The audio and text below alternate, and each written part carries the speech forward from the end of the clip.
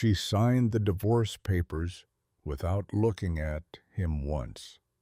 That was the thing Nora Callahan would carry longest. Not the lawyers, not the language inside the document that reduced 11 years to settlement terms and asset division. Not even the way the morning light came through the floor-to-ceiling windows of the penthouse, 52 floors above Chicago, gray and flat and indifferent, the way February light always was in this city. It was the fact that she had looked at him and he had not looked back. Declan Voss stood at the window with his back to her. Broad through the shoulders, narrow through the eyes, the kind of man whose stillness had always read as strength, and who she had spent 11 years learning to understand was also sometimes a door being locked from the other side. His suit was charcoal, no tie. He looked like a man who had already finished his goodbyes before she arrived. There was a volley on the bed in the master bedroom. She had seen it when she walked through. Packed already, neatly, completely. Cash documents, a change of clothes, everything a person would need to disappear cleanly and not come back. He had packed it before she got there. He had arranged her exit before she walked in the door. He had made every decision without asking her a single question. Nora. His voice was what it always was. Low. Ground down smooth like river stone. The voice of a man who had learned early that volume was for people who had not yet figured out how to make silence do the work instead. She had loved that voice once, had pressed her ear against his chest in the dark and let it move through her like something medicinal. Sign the papers, Evelyn. He used her full name when he wanted distance. She noted this the way she noted everything quietly, and filed it in the room at the back of her mind, where she kept the things she would need later. She picked up the pen. She told herself it was because she understood. She told herself it was because she trusted him, because she had always understood the world they lived in, because she was not naive about what his enemies were capable of and what it might cost her to remain attached to his name. She told herself a great many things in those seconds while the pen moved across the page. She was not sure later how many of them were true. He was still at the window when she set the pen down, still had not turned around. "The car is downstairs," he said. "Marcus will take you to the airport." She stood there for another moment, waiting for something. She was not certain what. A word, a movement toward her, some small evidence that 11 years had left a mark on him that could not be neatly packed into a bag and arranged for removal. She waited long enough to understand that nothing was coming. Then she picked up her coat from the chair, and she walked to the elevator, and she wrote it down 52 floors without crying. She would consider this later one of the greater achievements of her life. She did not get into Marcus's car. She walked instead, 4 blocks through the February cold with her coat hanging open, because she needed to feel something real against her skin, something that was not the managed temperature of a penthouse, or the controlled climate of a marriage that had always operated at whatever degree Declan Voss decided was appropriate. The Chicago River was brown and slow below the bridge railing. She stood there and looked at it and breathed. 8 weeks. She was 8 weeks pregnant. She had been trying to find the right moment to say it for 3 weeks. The right moment kept not coming. The world they lived in kept intervening, and now the moment was gone, along with the man who would have received it, along with the 11 years and the penthouse, and the particular quality of being known by someone who frightened everyone else in every room. The wind off the river came in hard and cold. Nora stood there and let it hit her face, and she made a decision.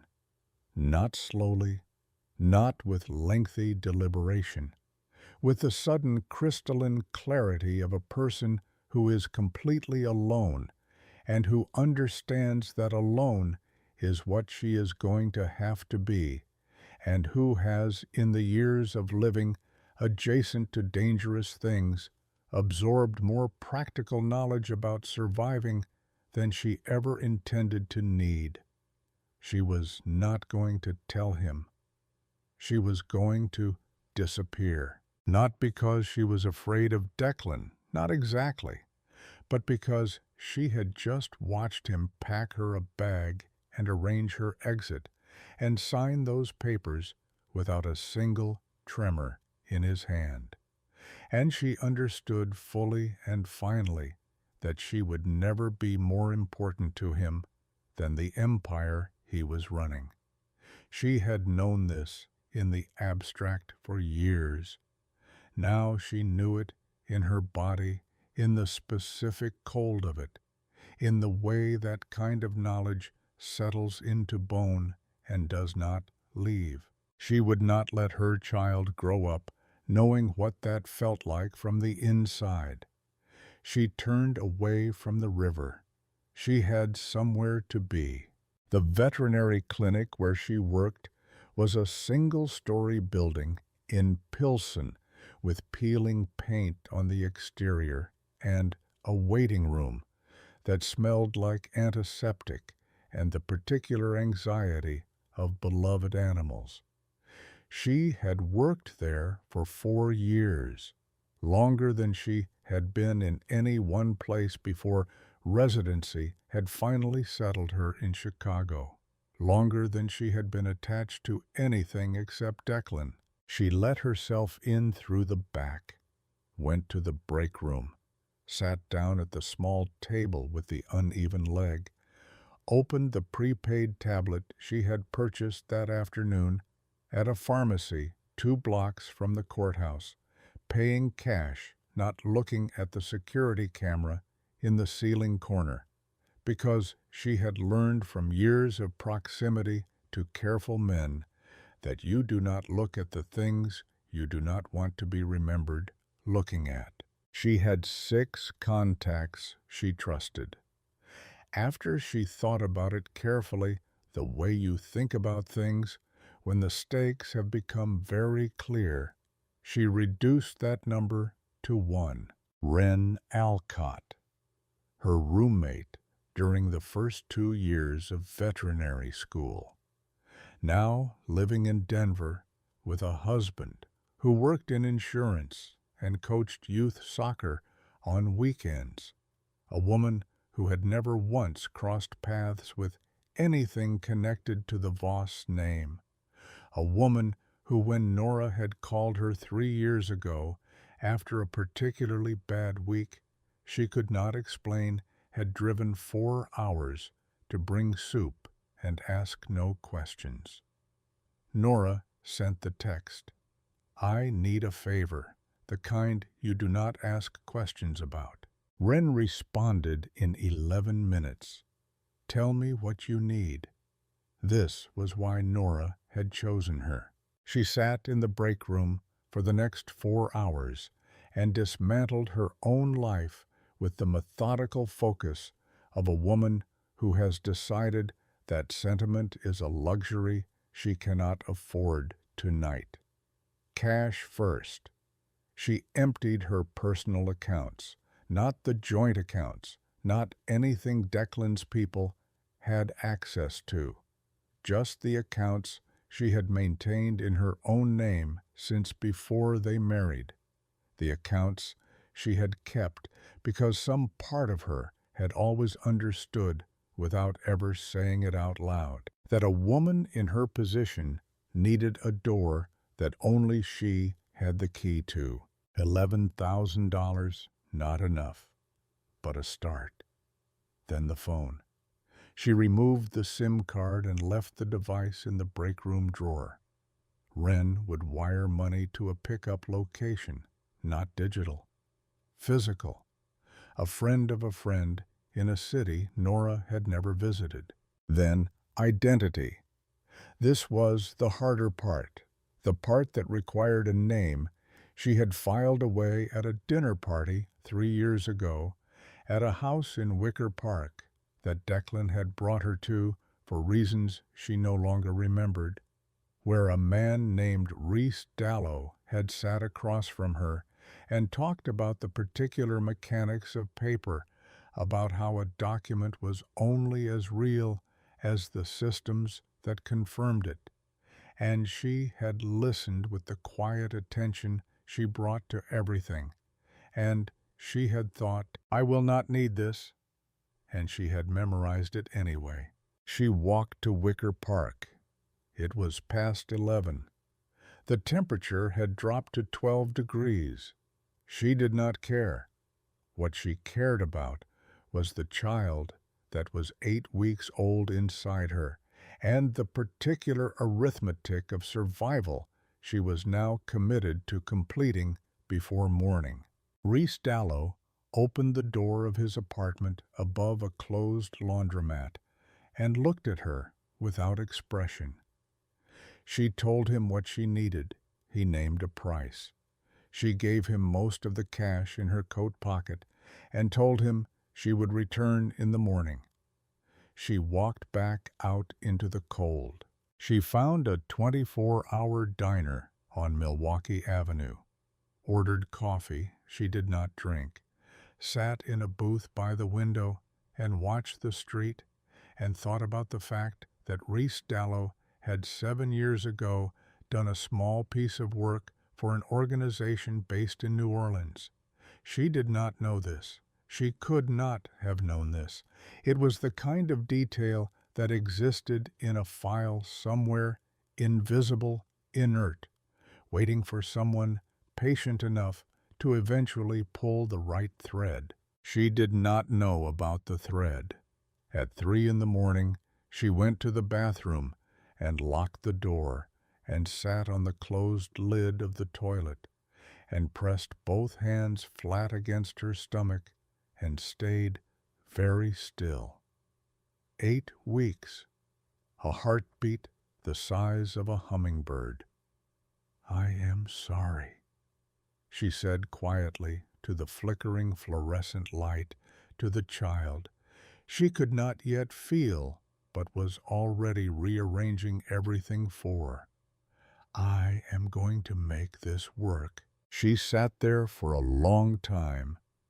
Then she washed her face and dried it on paper towels and went back to the booth and waited for morning. Rhys Dallow delivered at 7 o'clock a passport, a driver's license, a social security card with a number she memorized immediately, a name she had never answered to, Claire Weston. She said it to herself on the walk back to the diner. Claire Weston.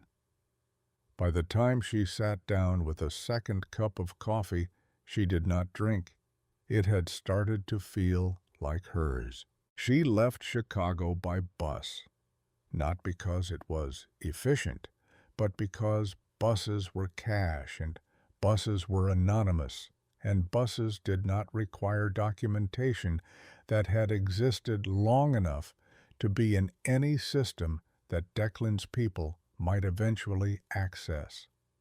She took the first bus to St. Louis. From St. Louis, she took another to Nashville. In Nashville, she bought a box of hair dye at a drugstore And in the bathroom of a gas station outside the city, she bleached her dark auburn hair to a pale ash blonde that made her look like a different person's younger sister. She stood at the small mirror above the sink and looked at herself for a long time. Nora Callahan had dark red hair and an apartment in Lincoln Park, and a husband who had packed her a bag without asking. Claire Weston had pale hair and $11,000 and a child 8 weeks along and was going to be fine. She picked up her bag and got on the next bus. The city she eventually stopped moving in was Charlotte, North Carolina. She arrived in late March with the dogwood trees just beginning to open and the air carrying the particular sweetness of a southern spring that felt nothing like Chicago and everything like starting over.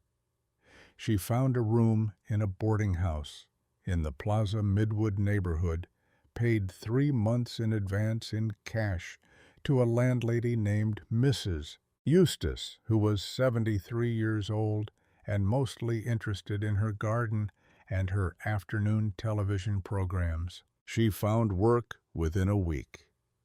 A small mixed practice clinic on Central Avenue, the kind of place that handled everything from house cats to small livestock, run by a tired and decent man named Dr. Leonard Price, who needed someone competent and asked few questions and paid in cash on Fridays, without thinking too much about it.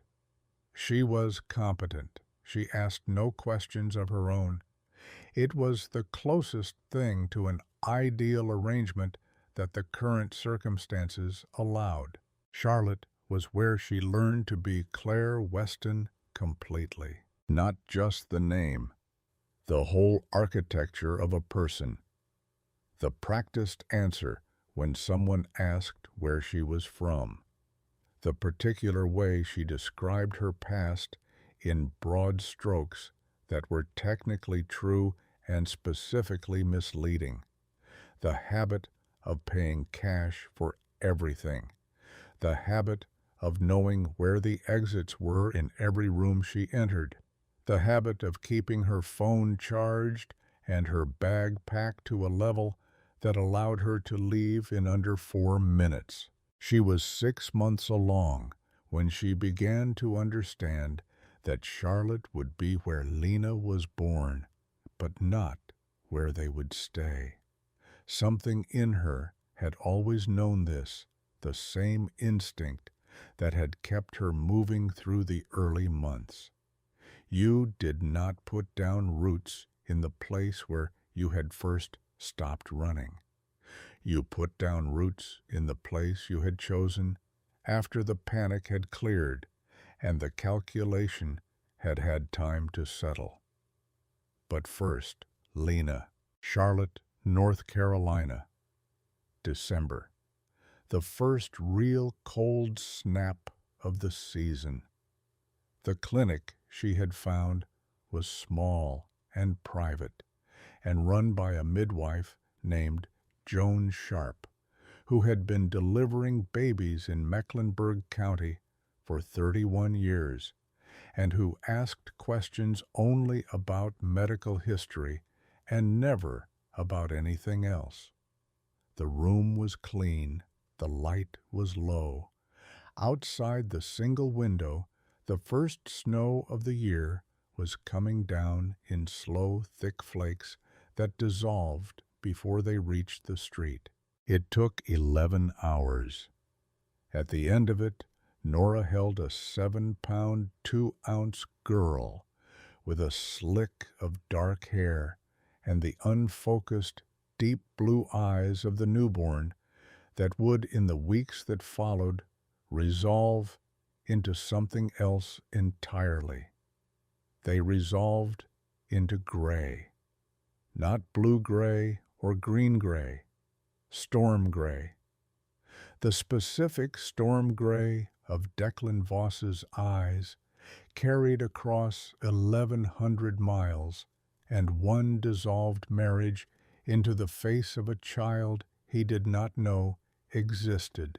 Nora held her daughter and looked at her for a long time and felt something move through her that was not quite happiness and not quite grief and not quite terror, but some impossible compound of all three. She kissed the small, damp forehead. "Lena," she said, the name she had chosen during a quiet afternoon at the clinic when the light was coming sideways through the window, and she had been thinking about names the way you think about things you will have to live with for a very long time. She had not known then why that name. She knew now. It felt like the name for someone who would be both soft and unbreakable, someone built for a world that was going to ask hard things of her. "Hi," she said. "I am your mom." The baby's face creased, a sound between a cry and an announcement. Nora laughed, the first real laugh in 8 months. It came out wrong, waterlogged and sudden, and Joan Sharp looked up from across the room, and Nora waved her off. "I am okay," she said. "I am fine." She was not fine. She was completely undone, but undone in a direction she had not expected. Not toward despair, but toward something that felt improbably and against all reasonable calculation like ground. She moved to Asheville 3 weeks after Lena was born. She had researched it during the long, slow nights of the 3rd trimester, during the hours between 3 and 5 in the morning when sleep became unavailable, and the mind did what minds do in the dark, which is catalog everything it is afraid of and everything it is hoping for, and try to find the overlap.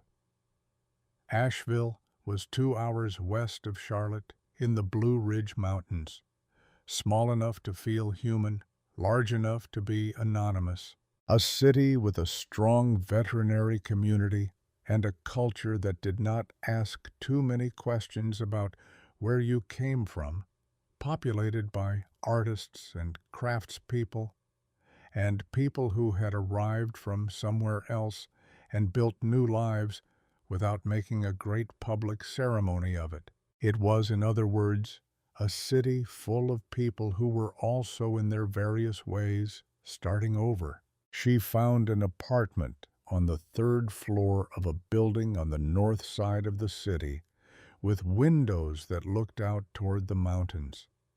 She found work at the practice of a veterinarian named Dr. Ev Garland, a compact and efficient woman of 50 who ran her clinic with the calm precision of someone who had long ago stopped being impressed by difficulty and who paid in cash and asked for competence and received it without demanding biography. Claire Weston was competent. She showed up on time. She knew the work. She stayed late when the animals needed her. Dr. Garland never asked about her past. Nora never offered it. Lena grew. This was the ordinary miracle of it, the thing Nora had not been prepared for, because she had been so focused on the logistics of survival that she had not left adequate space for the experience of watching a person arrive.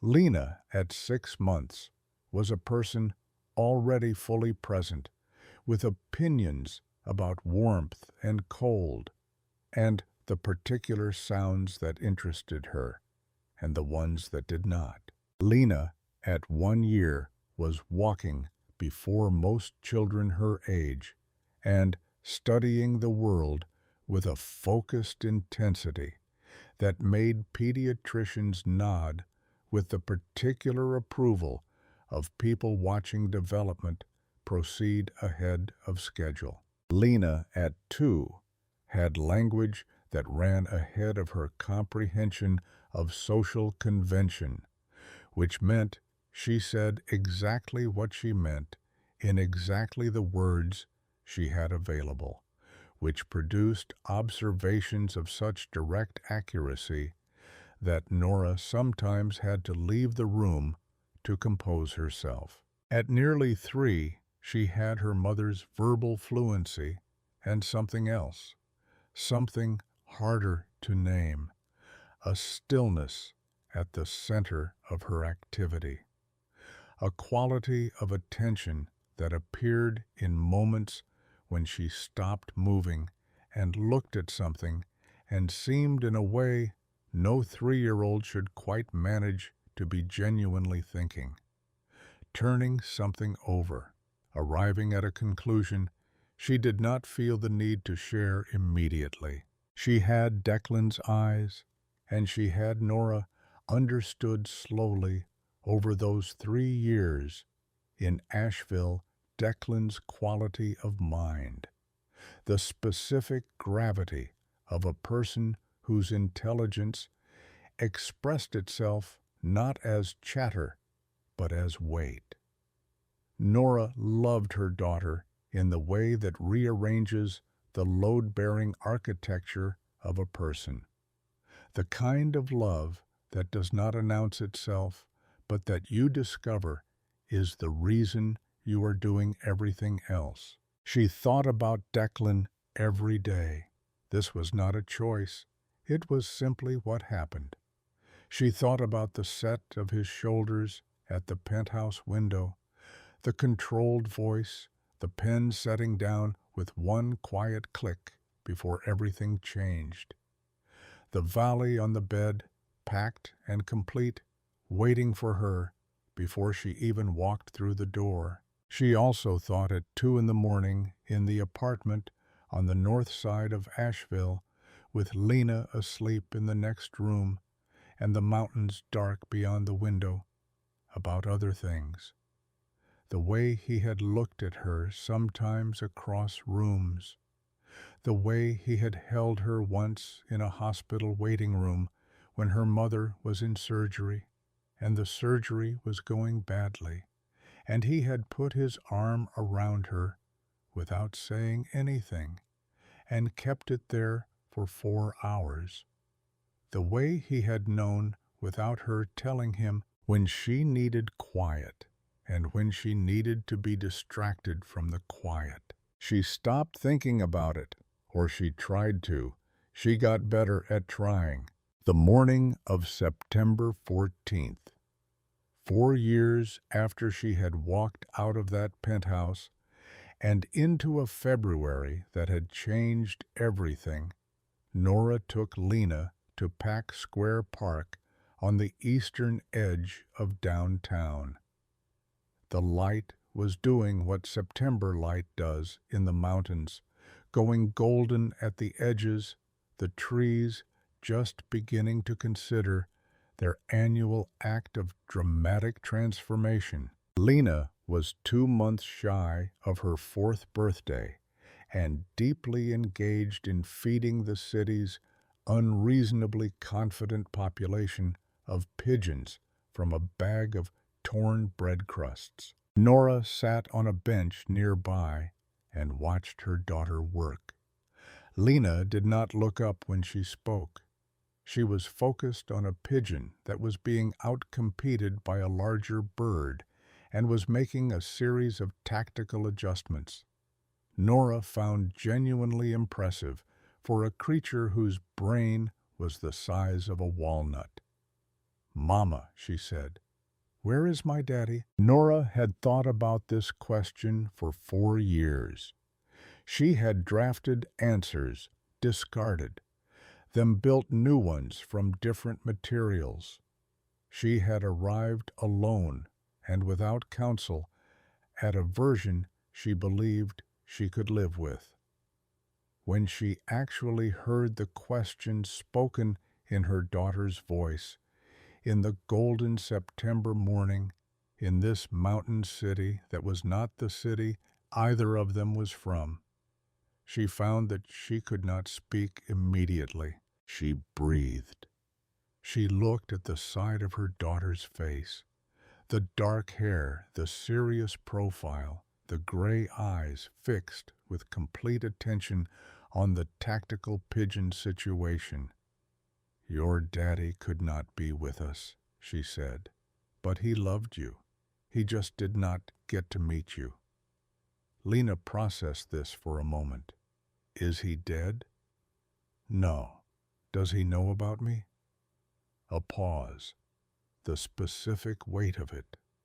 The way a pause changes texture when you are arriving at a truth you have been postponing.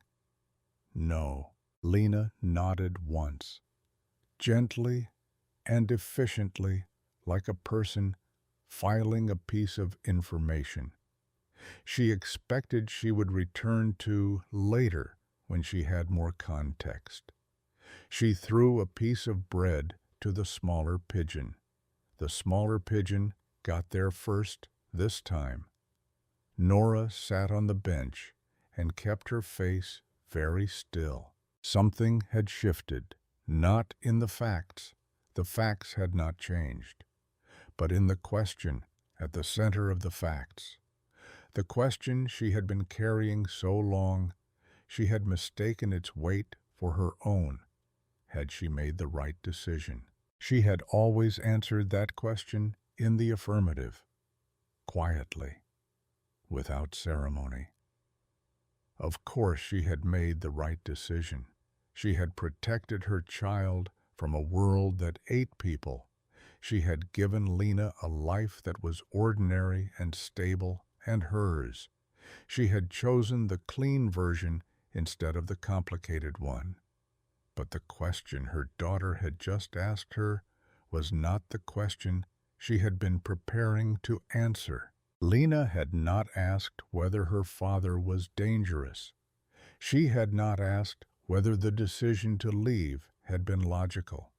She had asked whether he knew she existed. And the answer to that question was no. And sitting in that golden September morning in Pack Square Park with her daughter, feeding pigeons with the focused efficiency of a small person who had decided the world was her subject, Nora felt the first real crack in the certainty she had been carrying for 4 years. Not a collapse, not a reversal, a crack, small and sharp and refusing for the first time to be quiet.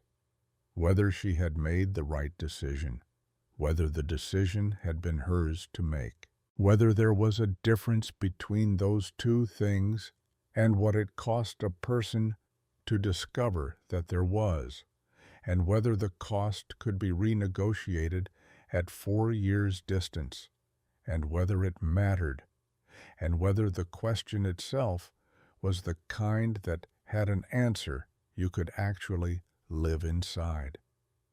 She did not know.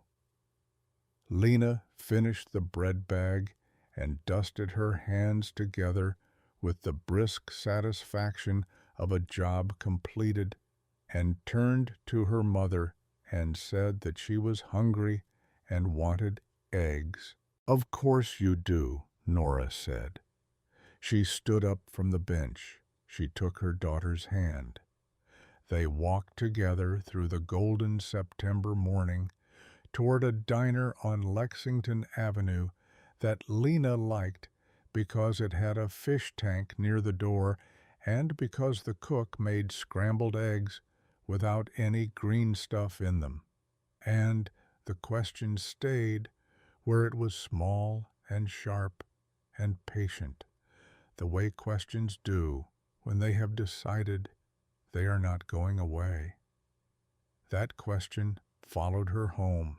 It followed her through the diner and through the afternoon and through the evening routine of bath and story, and the particular negotiation involved in convincing a nearly 4-year-old that sleep was not a punishment, but a biological requirement.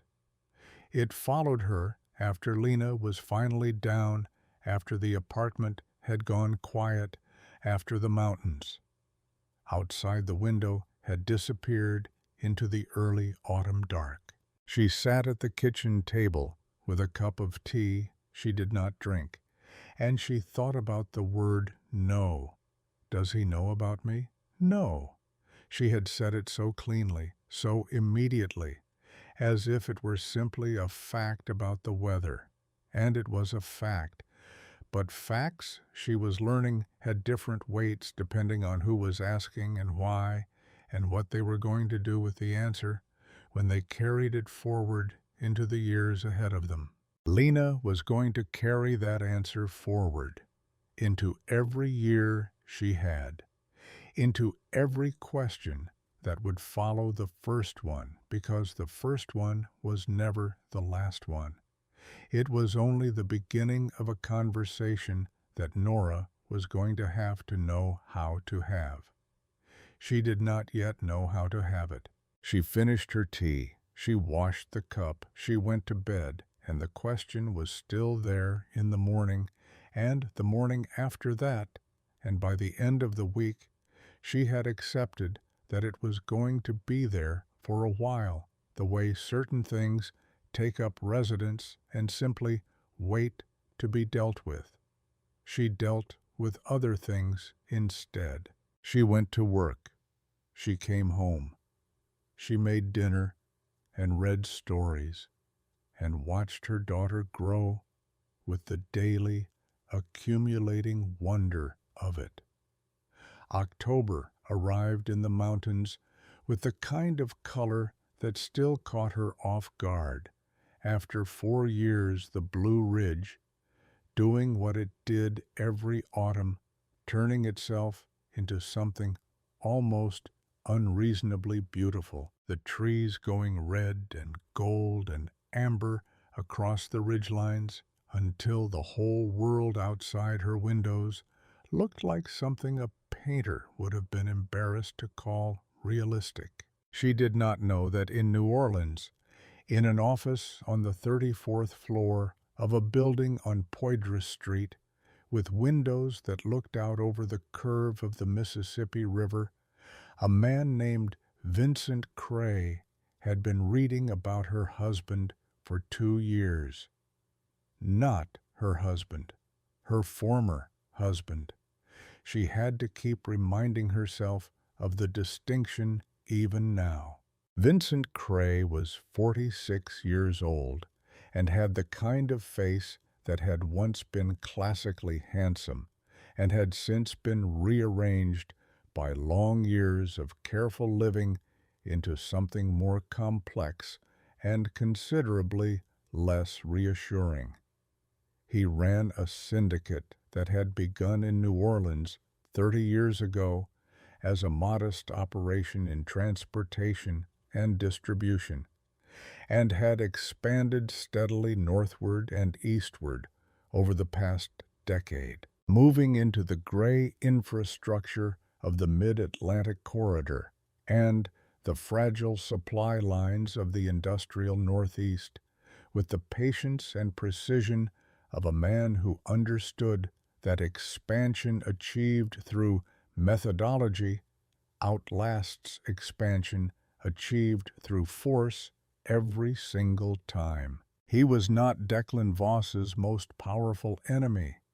He was his most patient one. Cray had been watching Declan's search for 2 years, had noted the scope of it, the resources committed, the obsession at its center, the way a man of Declan Voss's discipline had allowed one absence to become the organizing principle of an entire operation. He had drawn conclusions. The conclusions had led him to a decision.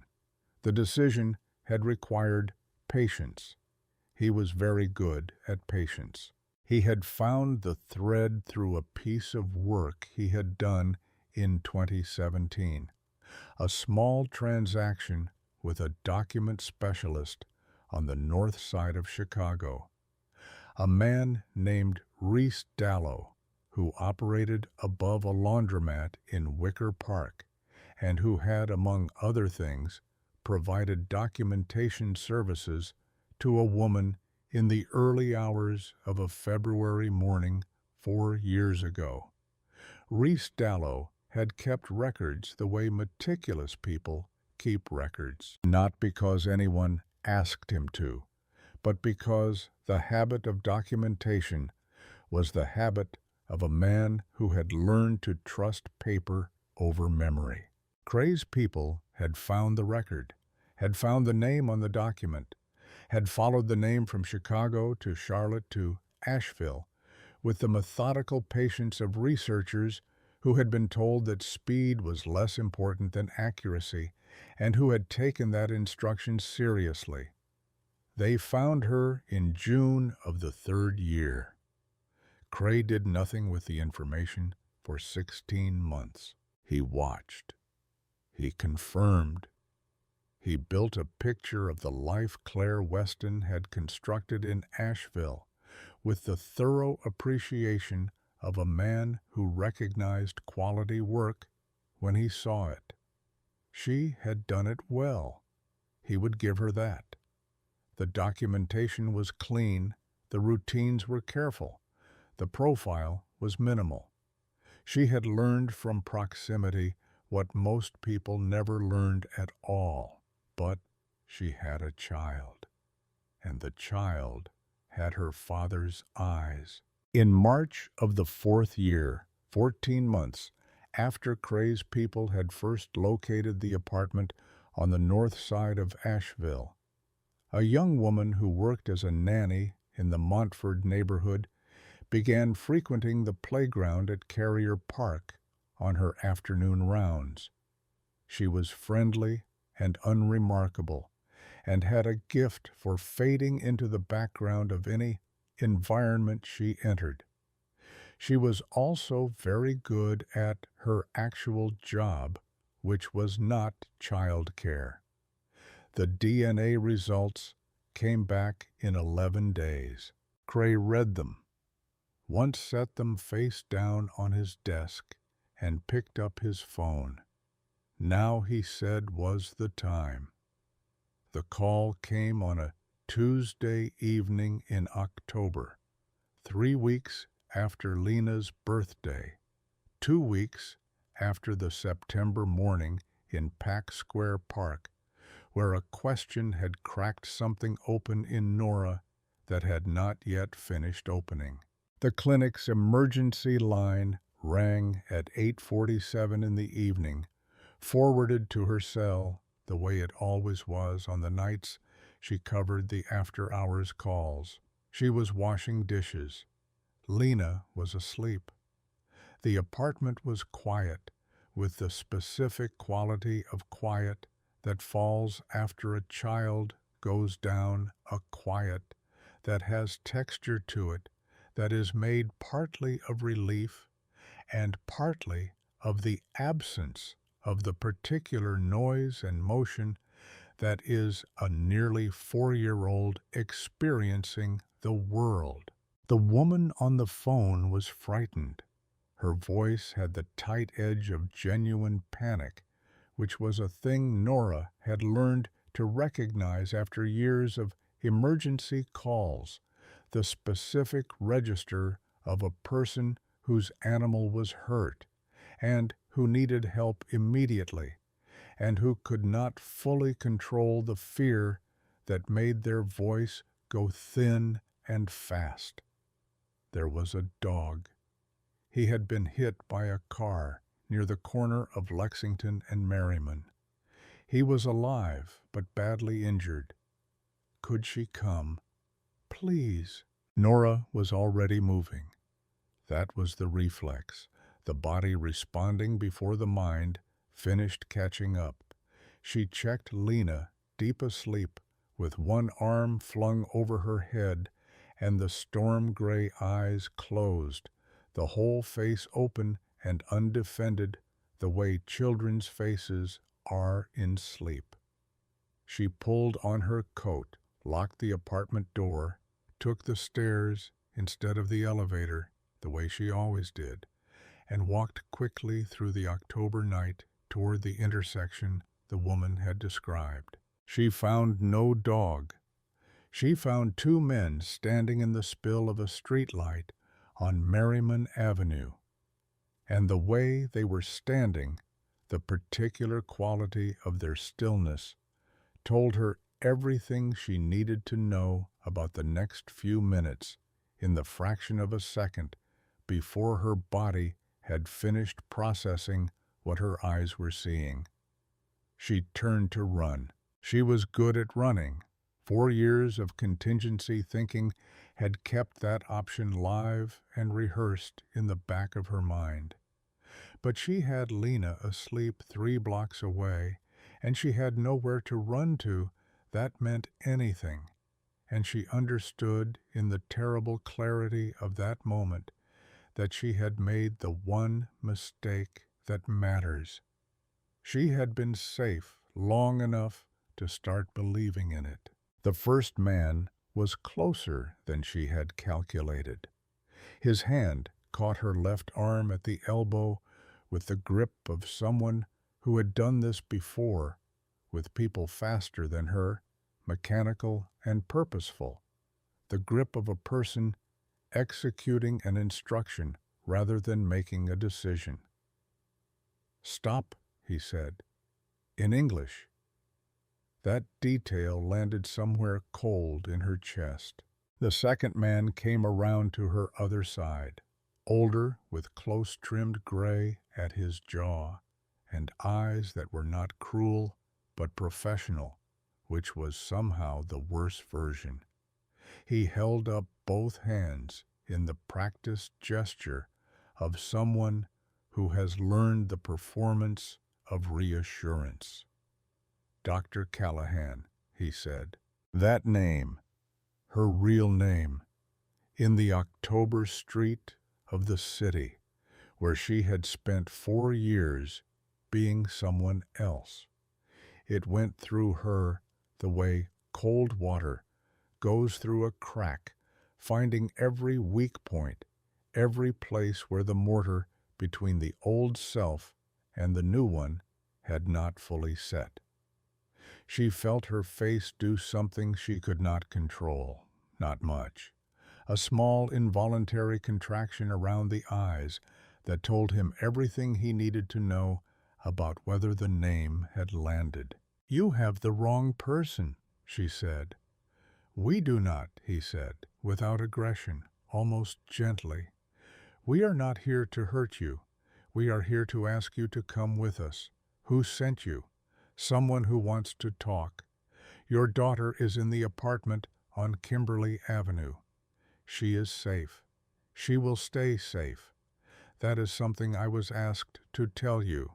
The mention of Lena did what it was designed to do. It contracted everything, pulled all the air out of the available space, reduced the entire situation to a single point of absolute vulnerability. And Nora felt it happen to her, and hated that she could not stop it from happening, and hated more that they had known exactly where to press. She went with them. The car was dark, the windows tinted. They drove south and then east and then up into the hills east of the city on a regional road that climbed through bare October forest. Nobody spoke. The older man sat beside her in the back. The first man drove. Nora sat with her hands in her lap and worked through everything she knew, which was very little, and everything she could infer, which was somewhat more. They had used her real name. That meant someone had made the connection between Nora Callahan and Claire Weston, which meant either Reese Dallow had been found or her documentation had failed.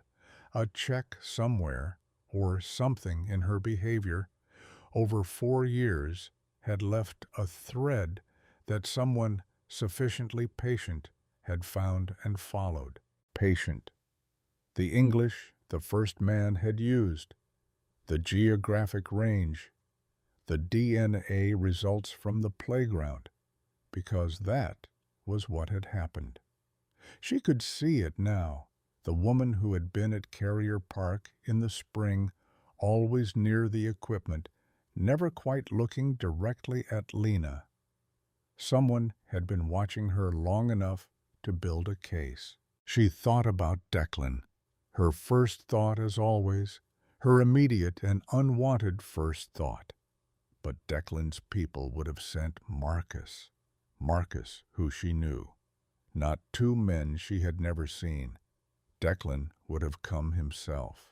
She stopped herself. She was making assumptions based on knowing a man she had not seen in 4 years, in a world that had continued to move and change in ways she had not been present to observe. She did not actually know what Declan would do now. She knew what he would have done then. The car stopped at a property set back from the road behind a stone wall, a converted farmhouse with lights burning in the downstairs windows and no other vehicles visible. The older man got out and held the door for her with the courtesy of a person who has been instructed to be polite and who is following the instruction precisely. Inside, the main room had stone floors and a fire burning low in a wide hearth, and furniture that was expensive without advertising itself. A man stood near the window with his back to the room. He turned when she entered.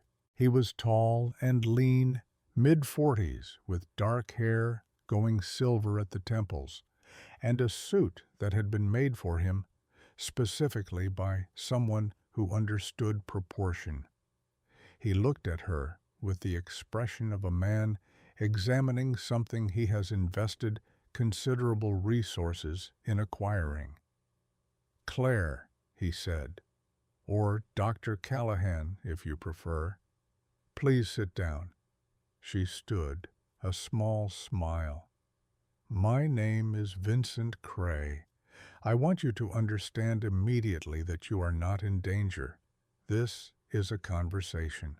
Bringing someone in a car to an isolated location against their will is the dictionary definition of a threat, a precaution.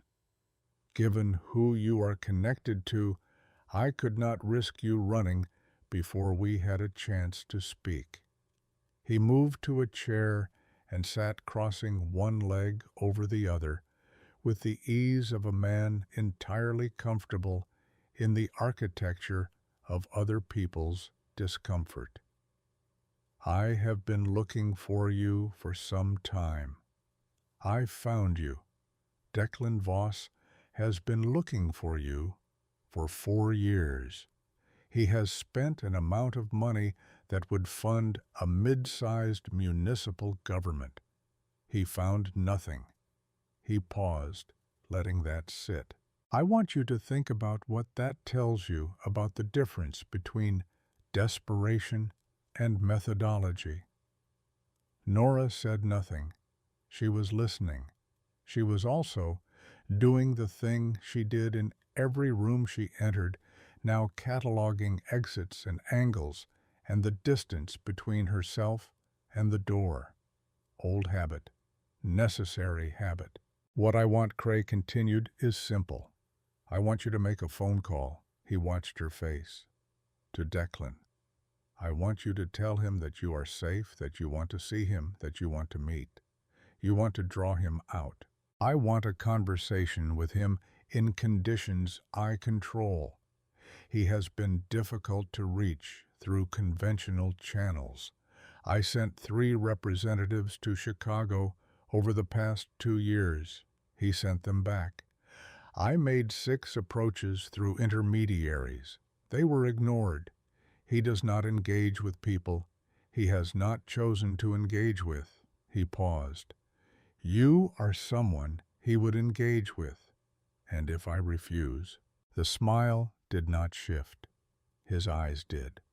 A slight settling, a contraction that was not quite cold, but that she recognized as the underlayer beneath the courtesy, the thing he had been keeping there the entire time.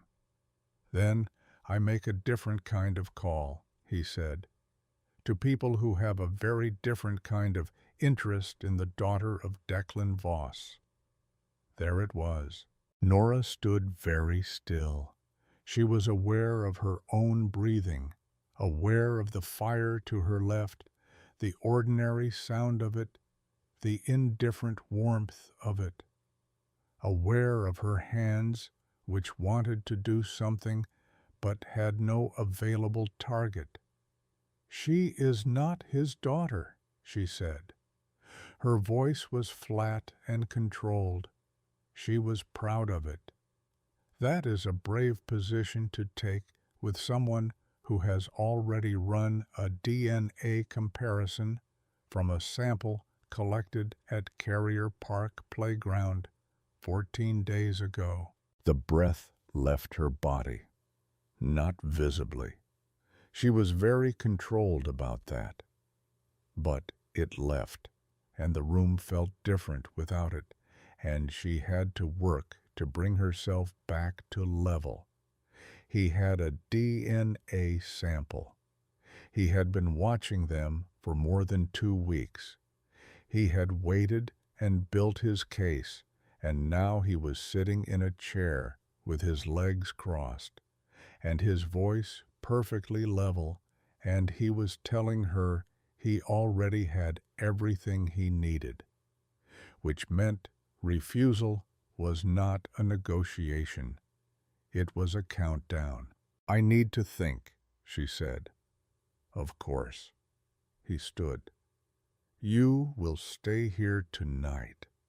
Your apartment is being watched, and your daughter is perfectly safe. I want to be very clear about that. In the morning, you will give me your answer. He moved toward the door. There is food in the kitchen, he said. The room at the top of the stairs has a lock, if that makes you more comfortable. He left. Nora stood in the middle of the room with the fire behind her and looked at the wall. Then she did something that would have surprised anyone watching. She did not sit down in one of the expensive chairs. She sat down on the stone floor, put her hands on her knees, and she thought, not about fear. She had been afraid before, and she knew that fear was only useful if you used it as information and then set it aside so it did not slow you down. She set it aside. She thought instead about Cray. He wanted a meeting, a seat at a table, North American network access at equal standing.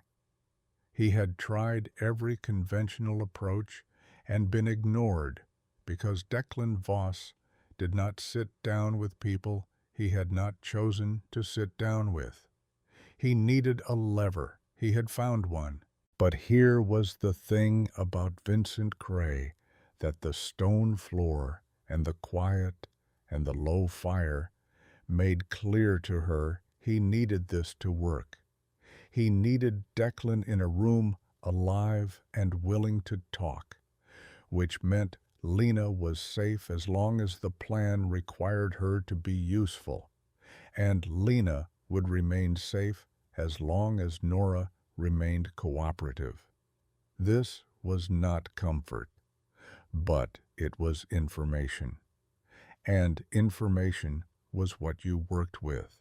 She thought about Declan for a long time then, not with the managed distance she had learned over 4 years, with everything.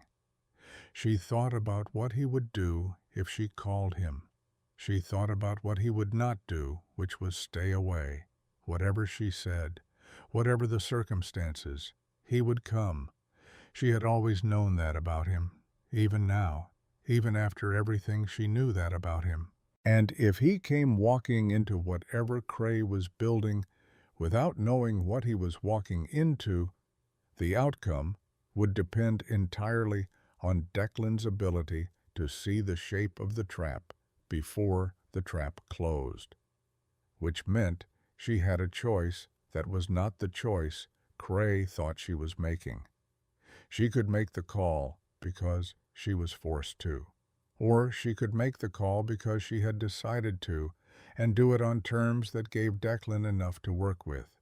She could tell him about Lena, not because Cray had demanded it, because this was the last moment she would be able to make that choice freely in a way that was hers before circumstances made it for her. Because a question had cracked something open in a September park 3 weeks ago, and she had not yet finished understanding what it meant. But she understood this much. Declan.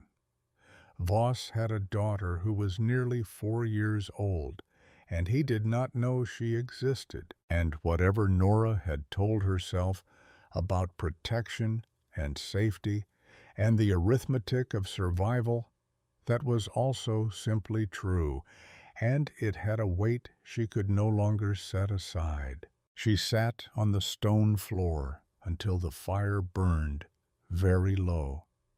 Then she went upstairs, locked the door, lay down on the bed fully dressed, and waited for morning. In the morning, she told Cray she would make the call. He provided a phone. He sat across the room with the particular stillness of a man exercising the patience he had spent decades cultivating. His 2 men were at the edges of the room. The fire had been rebuilt. Outside the farmhouse windows, the October morning was gray and cold, the hills visible through the glass, bare and unremarkable. Nora held the phone and looked at the number she had not dialed in 4 years, and understood that what she was about to do could not be undone. She dialed. It was early afternoon in Chicago. She knew his schedule the way you know the schedules of people you have lived alongside for a long time, the rhythms that become background that you absorb without choosing to, and that stay with you after everything else has changed. He would be in his office. He would have his phone on the desk. He would see an unfamiliar number and step outside before answering, because he always stepped outside before answering unknown numbers, a habit of 30 years that she had watched him maintain in restaurants and theaters and the homes of people who would have considered it rude.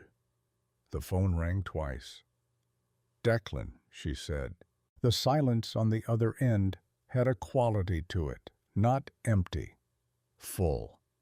The silence of a person who has just heard something that has reorganized them without their permission. Nora, his voice, low, controlled. The specific control of a man who has received a shock and is managing it in real time in public with an audience he cannot fully account for. She had heard that voice do this before. She had never been the shock. She kept it short. She kept it simple. She said she was safe. She said she wanted to see him. She gave him the location Cray had provided. She heard him listening, and she heard underneath the listening the calculation, the rapid and meticulous assessment of what this call looked like and what it might mean, because Declan Voss had not survived 20 years in his world by accepting things at face value, and she had always respected that about him, even when it made him impossible to reach. He knew it was a trap. She could hear him knowing it, and she could hear that he was going to come anyway. Before she could stop herself, she said his name. He waited. "There is something I have to tell you before you come," she said, "because it changes everything." A silence, the kind that has weight, the kind you feel. "Tell me," he said. She looked at the fire. She thought about a September morning and a small girl feeding pigeons and a question that had no clean answer. She thought about storm-gray eyes and the particular quality of stillness that had come from somewhere it could not have come from except one place. "You have a daughter," she said. Her voice came out steadier than she expected. "Her name is Lena. She is 3 years old. She has your eyes." The corridor outside the conference room in the Willis Tower building was very quiet. Declan stood in it, and the world reorganized itself around him without his permission. Every fixed point shifting, every calculation that had been running for 4 years suddenly running against a different set of variables. Every carefully constructed certainty about what he had lost and what he had preserved, cracking open at its foundations. "I am coming," he said. His voice, for the first time, was not controlled. She heard him hang up. She heard the silence that followed. She handed the phone back to Cray and sat down and looked at her hands and did not let herself think about what she had just set in motion, because thinking about it would not help. And what would help was staying clear and staying useful and staying alive until Declan arrived, because he was coming. She had no doubt about that. And everything that happened next would depend on how clearly both of them could see. Cray set the phone on the table. "Now we wait," he said. Nora looked at him.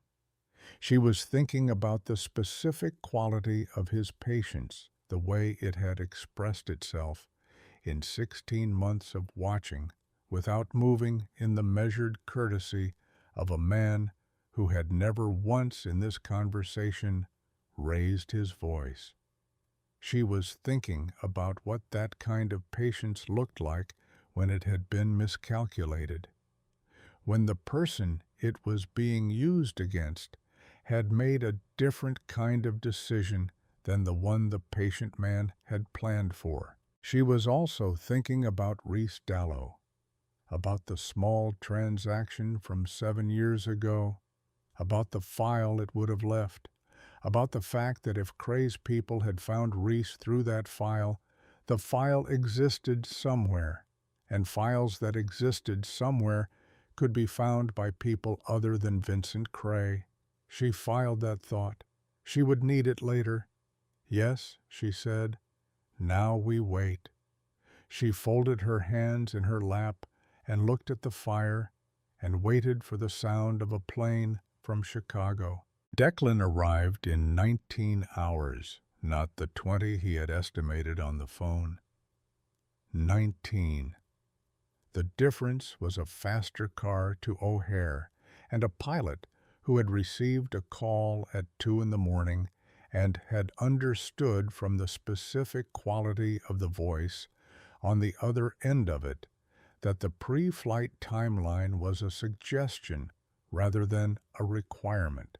He came with Marcus Hale beside him and 4 men from his security detail and the specific velocity of a man who has finally, after a long time in a particular darkness, located the door.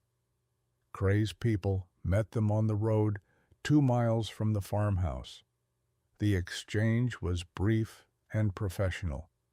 Weapons were surrendered or appeared to be surrendered, which in Declan's world were not always the same thing. Then the cars continued up the hill. Nora heard them arrive. She was sitting in the main room by the rebuilt fire coat on the same coat she had been wearing since they brought her here, and she sat very still when the door opened and the footsteps came through. She had told herself she was prepared. She looked up and saw Declan Voss walk into the room and understood immediately that prepared was not the right word. There was no right word for this. 11 years and 4 years of absence, and the specific accumulated weight of everything that had been said and not said and decided without asking, and he was standing 15 feet away in the same charcoal suit he always favored, and the scar along his left temple that she had never once been given a real explanation for. And he was looking at her for the first time since the penthouse. He was looking at her. She looked back, kept her face where it was, made herself breathe. He moved his eyes to Cray. She watched him do it, watched the pivot, the deliberate displacement of something personal into something operational. And she recognized that movement because she had watched him make it 1,000 times in 1,000 rooms, and it had always meant the same thing, that the personal was real enough to be dangerous, and that he was choosing to deal with the dangerous thing first. Dr. Callahan Cray said, rising from his chair. "You have a beautiful property," Declan said. His voice was exactly what it always was. She had not expected anything else. She had still, somehow, not been prepared for it. What followed was a performance. She recognized it as a performance because she knew him and because she could see in the controlled surface of him the thing running beneath it, the calculation that was not about the negotiation Cray believed he was having, but about something else entirely. She watched Cray reveal it, the financial records, the transfer records.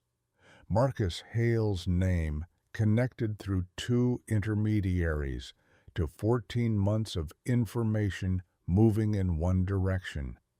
She watched Declan's face when he heard Marcus's name, watched the thing he did not let happen, the involuntary response that his discipline overrode in under a second. She had seen him do that before too. She knew what it cost. He turned his head and looked at Marcus. Marcus did not look away. "How long?" Declan said. "Very quiet," Marcus told him. And what she saw in Declan's face then was not rage. It was something older and more structural. The specific grief of a man who has just understood that the ground beneath a foundation he trusted was not what he believed it to be, and who is processing that information in real time while standing in a room full of people who are watching him process it. He looked at Marcus for a long moment. Then he looked away. "Where is my daughter?" he said. The room changed temperature. "She is here," Cray said. "She is upstairs. She has been here since 4 this morning."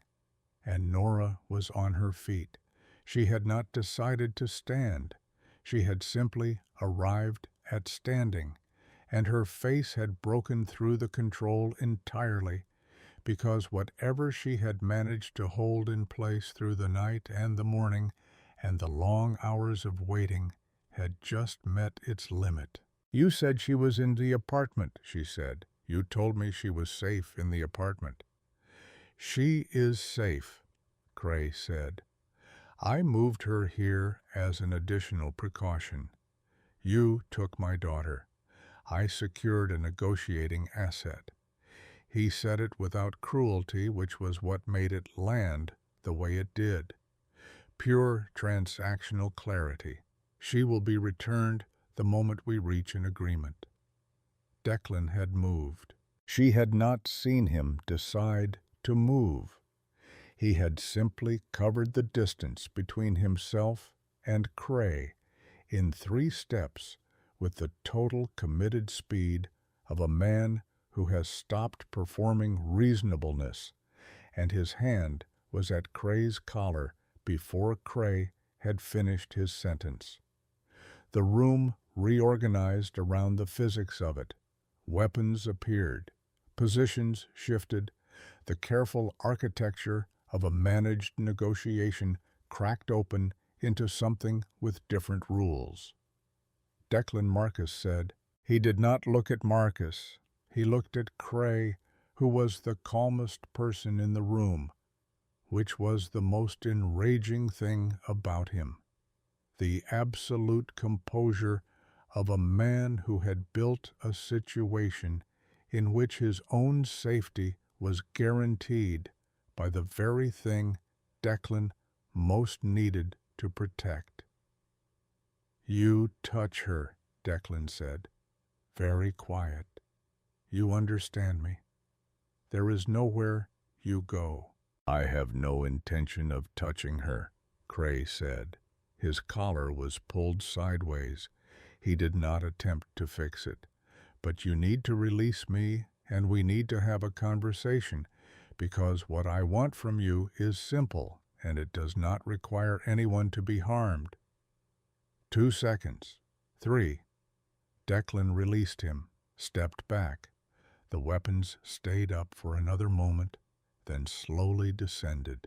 Bring her down, Declan said, now, while I can still have this conversation like an adult, because if she is not in this room in the next 2 minutes, I will stop being interested in the conversation. Cray looked at him. The look was a calculation reading the specific quality of what was in the room, assessing whether the man in front of him was still operating within the framework of rational self-interest or had moved somewhere past it. He nodded once to a man near the stairs. The footsteps came from above, small ones, and then larger ones. And then the woman Cray had assigned to watch Lena appeared at the bottom of the staircase, carrying a child who was awake and whose dark hair was flattened on one side from sleep, and whose gray eyes were moving around the room with the inventory-taking directness of a small person who has been moved around against her will and is not pleased about it, but has not yet decided how to express that displeasure. Nora crossed the room before anyone spoke. She took Lena from the woman's arms and pulled her close and pressed her face into her daughter's hair and breathed. Just breathed. The specific breathing of someone who has been holding something with both hands for a very long time and has just been allowed to put it down. Lena, are you okay? She pulled back to look at her daughter's face. Are you hurt? I am not hurt, Lena said, with the slight indignation of a person being asked a question she considers beneath the current situation. I am hungry. A sound came out of Nora. Not quite a laugh, not quite a sob, somewhere between the two. Okay, she said. Okay, we will get you something to eat. She held her daughter and turned, and Lena looked over her shoulder at the room, at the fire, at the men she did not recognize, conducting her assessment with the unhurried thoroughness of a child who has decided that panic is not useful, but information is. Her gray eyes found Declan. He was standing very still. 12 feet away. He had not moved since Lena came down the stairs. He was looking at his daughter for the first time in her life, and whatever preparation he had made on the flight from Chicago was entirely comprehensively insufficient for the actual experience of it. Lena looked at him the way she looked at things she had been thinking about for a while, with that quality of attention, that specific gravity of a small person taking genuine inventory. "Who are you?" she said. The room was very quiet. Declan opened his mouth, closed it, opened it again. "I know your mama," he said. It was the most useless true thing he had ever said in his life. He heard it leave his mouth and understood immediately that it was inadequate, and that inadequate was the best he had, and that it would have to do. Lena considered this for approximately 1 second. Then she turned her face back into her mother's shoulder and tucked herself there with the efficient finality of a person who has extracted the available data and moved on to other priorities. Nora looked at Declan over their daughter's head. She had expected anger. She had braced for it. The accumulated weight of 4 years and all the decisions made without asking the specific fury she had carried in her own chest for most of those years, and that she had believed until this moment was mutual. What she saw instead was something that had been through anger already and come out the other side. Something quieter and more structural. The look of a man who is standing in a room with everything he thought he had lost and everything he did not know he was missing, and who does not yet know what any of it is going to cost, but who understands that whatever the cost is, he is going to pay it. Cray cleared his throat. "Now," he said, "shall we talk?" Declan turned toward him, and something settled in the room, some shift in the temperature of it, a door closing on the part of this that had been personal, and another opening onto the part that was going to determine what happened next.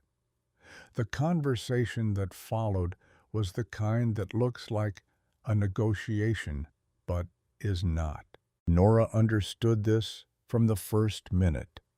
She sat in the chair nearest the door with Lena in her lap, her daughter's weight warm and solid against her, and she watched Declan sit across from Cray at the long farmhouse table, and she listened with the full attention of someone who understands that everything being said is less important than everything being decided beneath it. Cray laid out his position with the fluency of a man who had rehearsed it many times.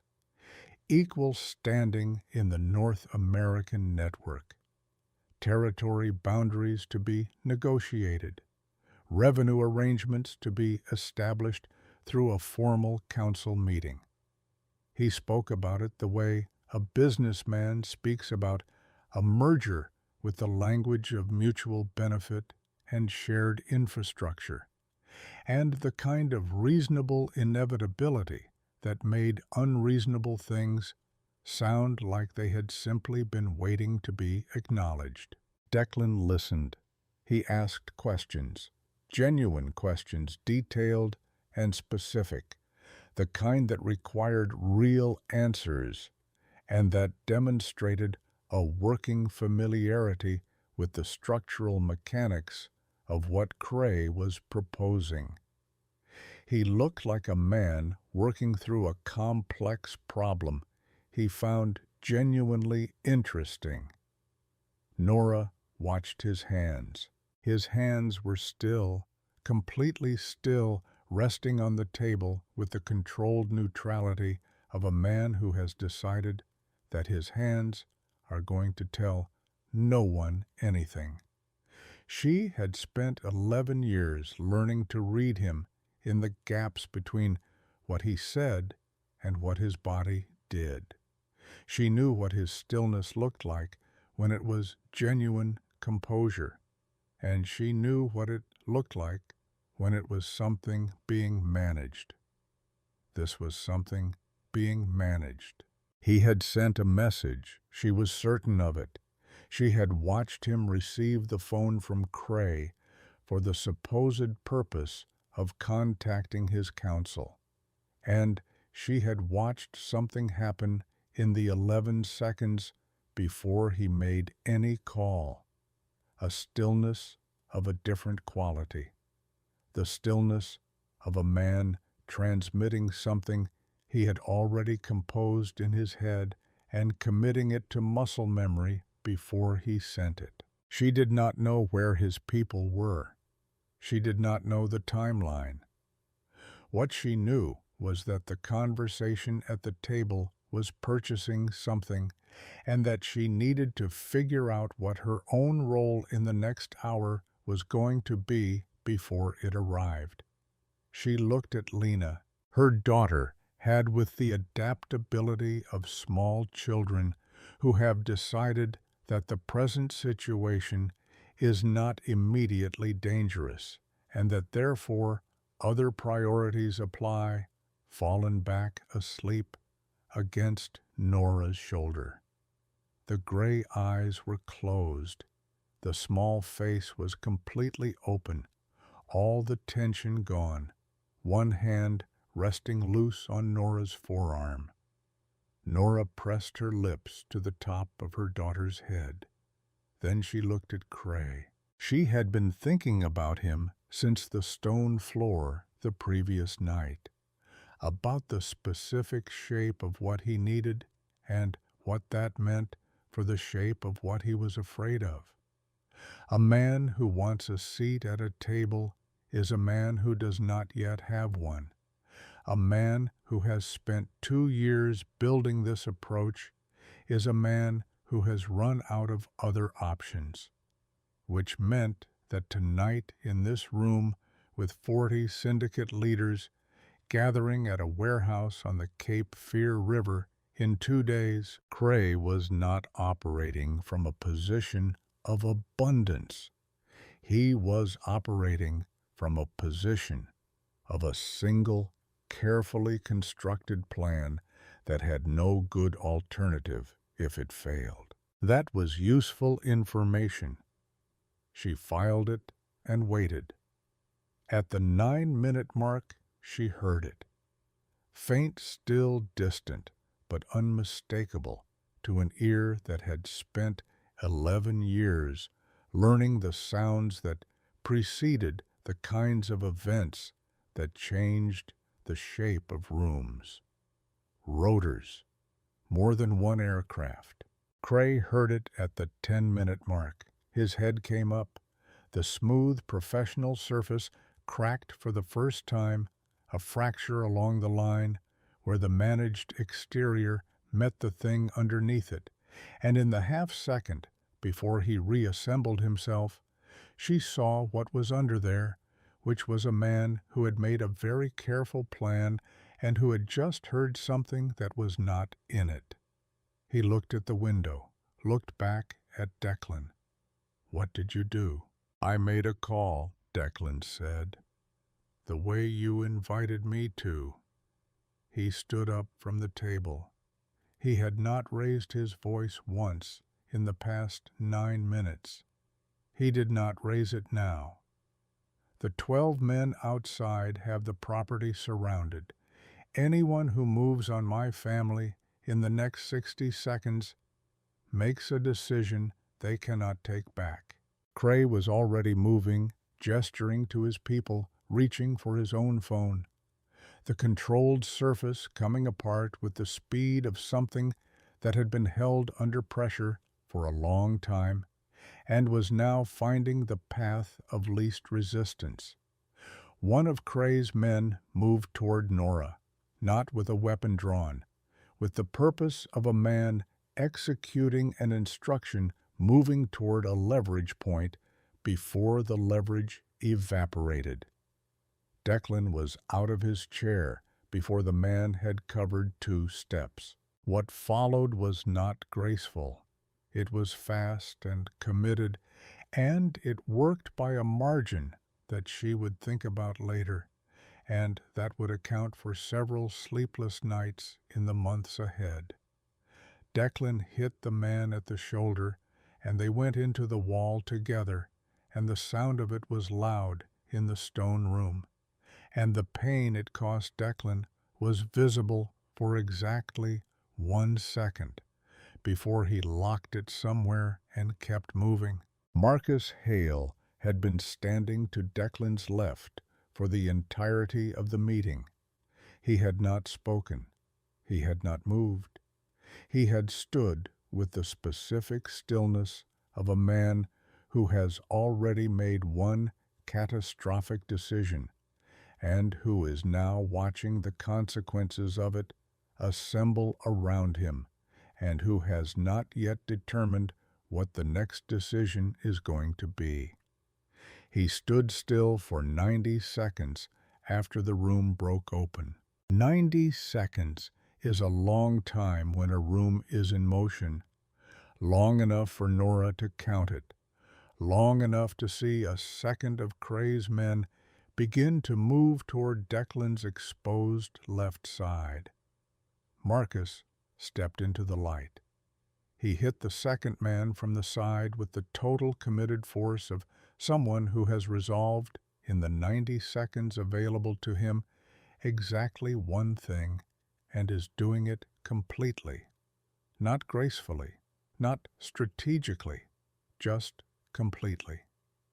The man went down. Marcus straightened up and did not look at anyone. Declan had the first man down. He came up off the floor and looked across the room at Nora. "Left side," he said. 30 feet. Go." She was already going. She had Lena against her shoulder, the child awake now, and gripping her coat with both hands, making the short, sharp sound of a small person who has been woken by noise and held too tight, and who has not yet decided whether this requires sustained protest. "It is okay," Nora said quietly against her daughter's ear. "I have you. We are going." The door to the left of the hearth opened onto a side passage, and the side passage opened onto the October morning. The air hit her like something physical, cold and sharp and real. She moved across the stone yard toward the low wall at the property's edge, and she did not look back, and she did not stop. Behind her, she could hear the rotors now directly overhead, the rotor wash flattening the dry grass beyond the wall in a wide circle, and men's voices in the controlled urgent register of people executing a rehearsed plan, and the diminishing sounds of the room inside reaching some kind of resolution. She got over the wall. She stood in the field with Lena pressed against her shoulder, her daughter's face tucked into her neck, the crying already winding down to wet hiccuping the body's efficient abandonment of alarm once the immediate stimulus has changed. She waited. The door opened. Declan came through it. He was moving carefully, which was how she knew the ribs were bad. He held the left side of his body with the specific economy of a man who has decided that the pain is not going to stop him, but that it is also not going to be ignored by the part of him that manages structural damage. His hand had a cut across the knuckles that was still bleeding in a thin, steady line. He crossed the yard and came through the gap in the wall and stopped in front of her. 3 feet of October morning between them. He looked at her. She looked at him. Lena lifted her head from Nora's shoulder and looked at him too. The gray eyes still wet at the corners, the face assessing with that quality of attention that never quite stopped, even mid-cry, even in the middle of a field in the Blue Ridge foothills at 8 in the morning with helicopters overhead. She reached out one small hand and took a fistful of his jacket. He did not move. He did not breathe. He looked down at his daughter's hand, holding the fabric of his jacket, and he let her hold it, and Nora watched something happen in his face that she did not have a name for, and that she was not going to try to name now. "We need to go," she said. "Yes," he said. His voice came out differently than she had heard it in a very long time. Not controlled, not managed, just his. They walked toward the helicopter. The safe house was 40 minutes south of the farmhouse, a property that one of Declan's people maintained in a residential neighborhood outside Hendersonville, a 2-story house with secure windows and a kitchen that had been stocked by someone who understood that operational situations did not eliminate the requirement of feeding people. Nora got Lena fed and changed, and settled on the couch in the front room with a blanket and the small stuffed rabbit that had been in her coat pocket and that craze people to their credit, or perhaps simply to their indifference, had not removed. Lena ate crackers and drank juice and watched her mother with the focused monitoring of a child who is calibrating the adult's stress level and updating her own assessment accordingly. "Are we safe?" Lena said. "Yes," Nora said. "Is that man coming back?" "No." "The man who held my jacket." Nora looked at her daughter. "Yes." Lena considered this with the same quality of attention she brought to everything. "Okay," she said, and lay down and closed her eyes with the absolute efficiency of a small person who has determined that sleep is the appropriate response to the current information and is acting on that determination immediately. Nora stood in the doorway and watched her daughter sleep and let herself feel, for the first time since Merriman Avenue, the full weight of what the last 18 hours had been. Then she went to find Declan. He was in the kitchen at the table jacket off an untouched glass of water in front of him, and a first aid kit open at his elbow that he had not yet used. He was looking at something on the table. It took her a moment to see what it was. An envelope. She sat down across from him. He did not look up immediately. When he did, his face had the quality she had seen in the farmhouse, that stripped-down thing, the last layer of performance gone. "Let me see the ribs first," she said. He started to say something. "Declan." He stopped. He turned toward her, and she pressed 2 careful fingers along his left side, reading the damage the way she read everything with the clinical attention of someone who had spent a career diagnosing injury by touch. He breathed steadily and kept his face where it was, and she gave him credit for that. 2, she said. Maybe 3. She withdrew her hand. "You need imaging. Tomorrow. Tonight." He looked at her. "Lena is asleep," Nora said. "When she wakes up, she will want breakfast, and she will want things to be normal, and I cannot take her to a hospital tonight without explaining things I do not know how to explain yet. So you are going to let me tape those ribs, and you are going to tell me what is in that envelope, and then we are going to figure out the next 12 hours. A pause. Something moved in his expression. Not quite a smile. The ghost of one, maybe the memory of what a smile felt like when you still had the available space for it. All right, he said. She taped his ribs with the materials in the first aid kit, her hands efficient and impersonal, and when she was finished, she sat back down across the table and looked at the envelope. She picked it up, opened it. She read it once, read it again, set it down. Coordinates, a timestamp, a single line of text.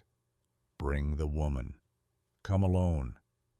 Or Lena Voss's identity reaches every interested party in the network before midnight. Wilmington, she said. 48 hours. He said nothing. She looked at him.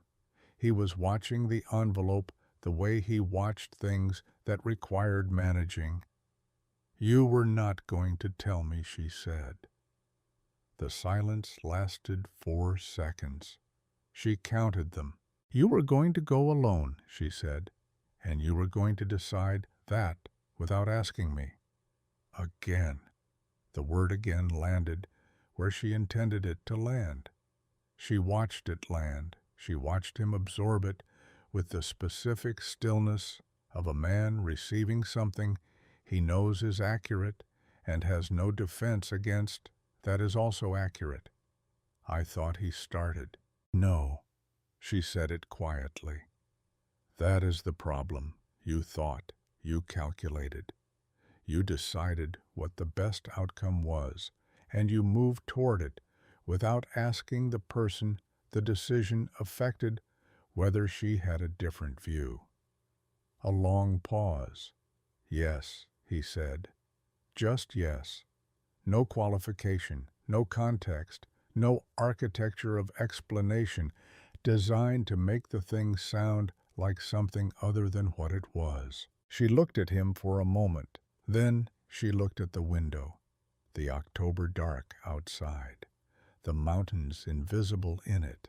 She had spent 4 years being angry at this man.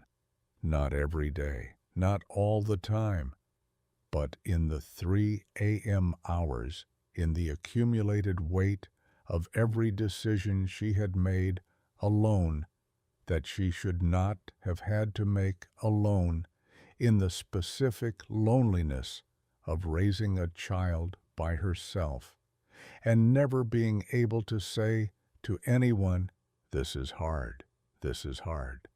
Do you see how hard this is?" In all of those hours, the anger had been there. She had thought when she finally saw him again that the anger would be the first thing out of her mouth. It was not. What came out instead was older than anger and quieter. There were 3 attempts on my life, Declan said, in the 6 months before I filed the papers. She looked back at him. You did not know about 2 of them. I stopped them before they were close enough to be visible. The 3rd one made it to the parking structure of your clinic. He looked at the table. If my man had not been following you that morning, she sat with that. You should have told me, she said. Yes, you should have let me make the decision. Yes, but you did not. No, he looked up. I was afraid that if I told you, you would stay, because you would have stayed. She held his gaze.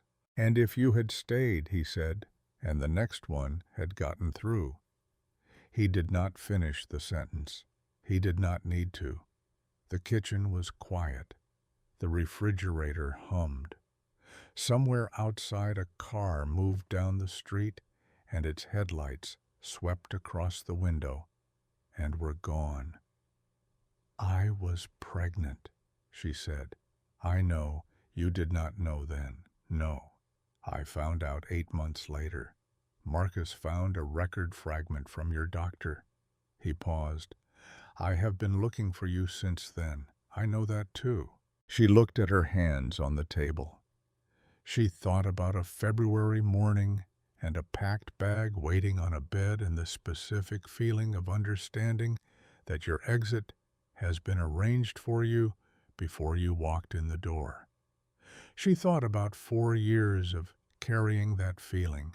She thought about what he had just told her about the parking structure, about the man who had been following her, about the morning she had walked to her car, thinking about a difficult surgery she had scheduled for afternoon and nothing else. She thought about Lena asleep on the couch with the stuffed rabbit. It does not fix it, she said. No, he agreed, it does not. Another silence. This one different. The kind of silence that comes after the worst of it has been said when the air clears enough to breathe, but the room has not yet decided what it is going to be now. She picked up the envelope. We go together, she said. She was not looking at him. She was looking at the coordinates. When this is done, all of it ends. The network. Every piece of it. That is the price. She set the envelope back down and looked at him. Agreed, he said, without hesitation, without conditions, without the pause that would have told her he was calculating the cost before committing to it.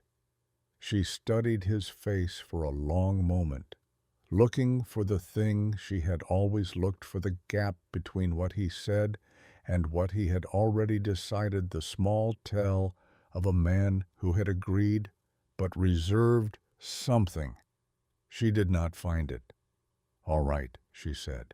She pulled the envelope toward her and looked at the coordinates again and began to think. In the 12 hours that followed, while Lena slept and then woke and ate eggs and asked questions, they answered partially and honestly, and then slept again.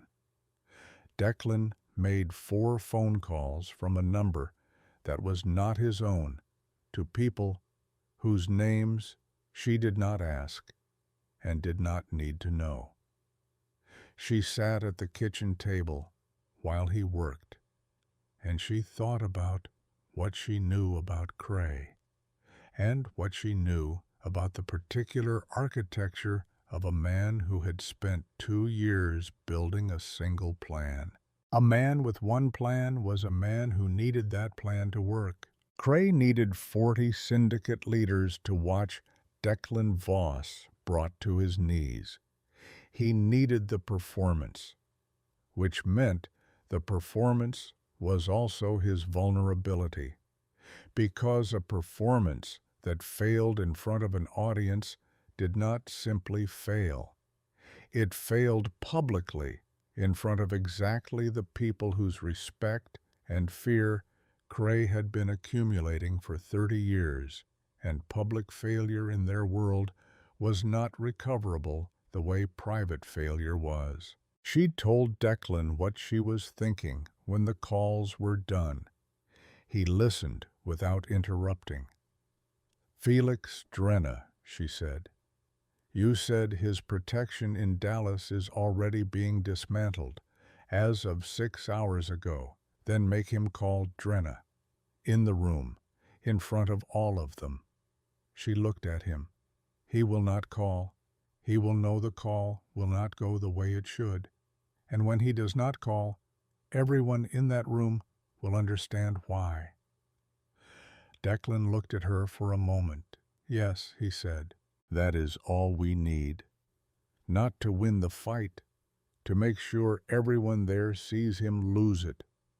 He was quiet for another moment. Then he said, You thought of this last night, in the farmhouse, some of it, all of it. She did not answer. He looked at her with something she did not have a name for either, something that had been true for a long time, and that had not changed because the circumstances around it had changed. Something that required no management. Then he looked away, and they went back to planning.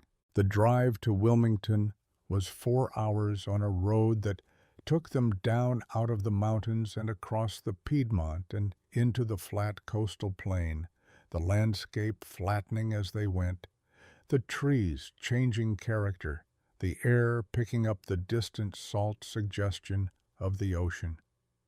They left Lena with 2 of Declan's people at the safe house, a departure that cost Nora something she did not show, and she did not look back when the car pulled away because looking back would not help, and what would help was being clear about the next 6 hours. The warehouse was everything she had expected. Abandoned industrial space on a working river.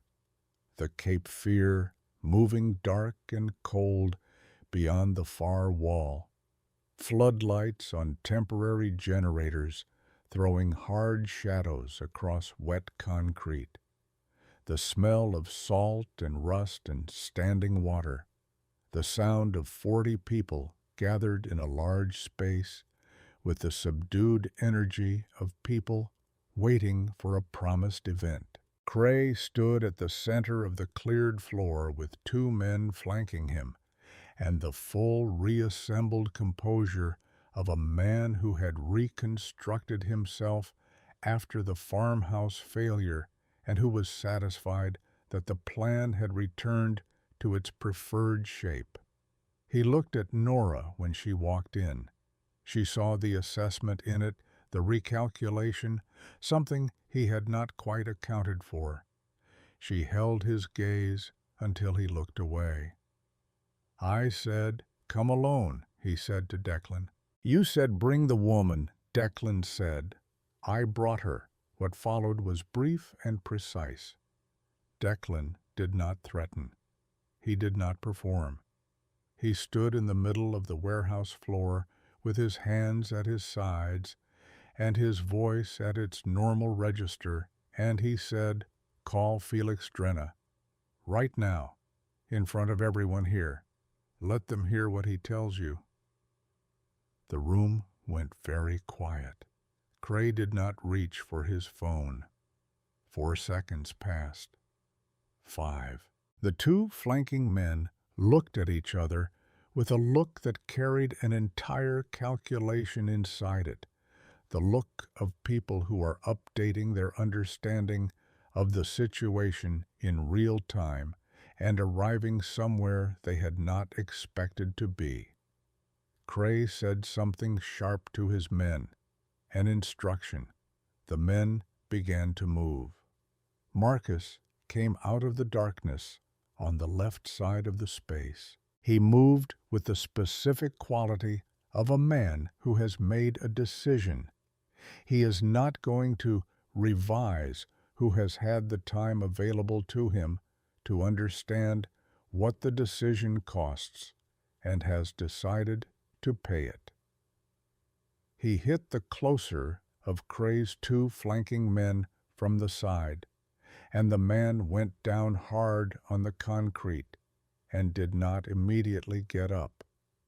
The second man turned. Declan was already moving. He got to Cray before the second man could reach him, and for a moment the room had the frozen quality of a photograph, everyone waiting to see which direction the next second would go.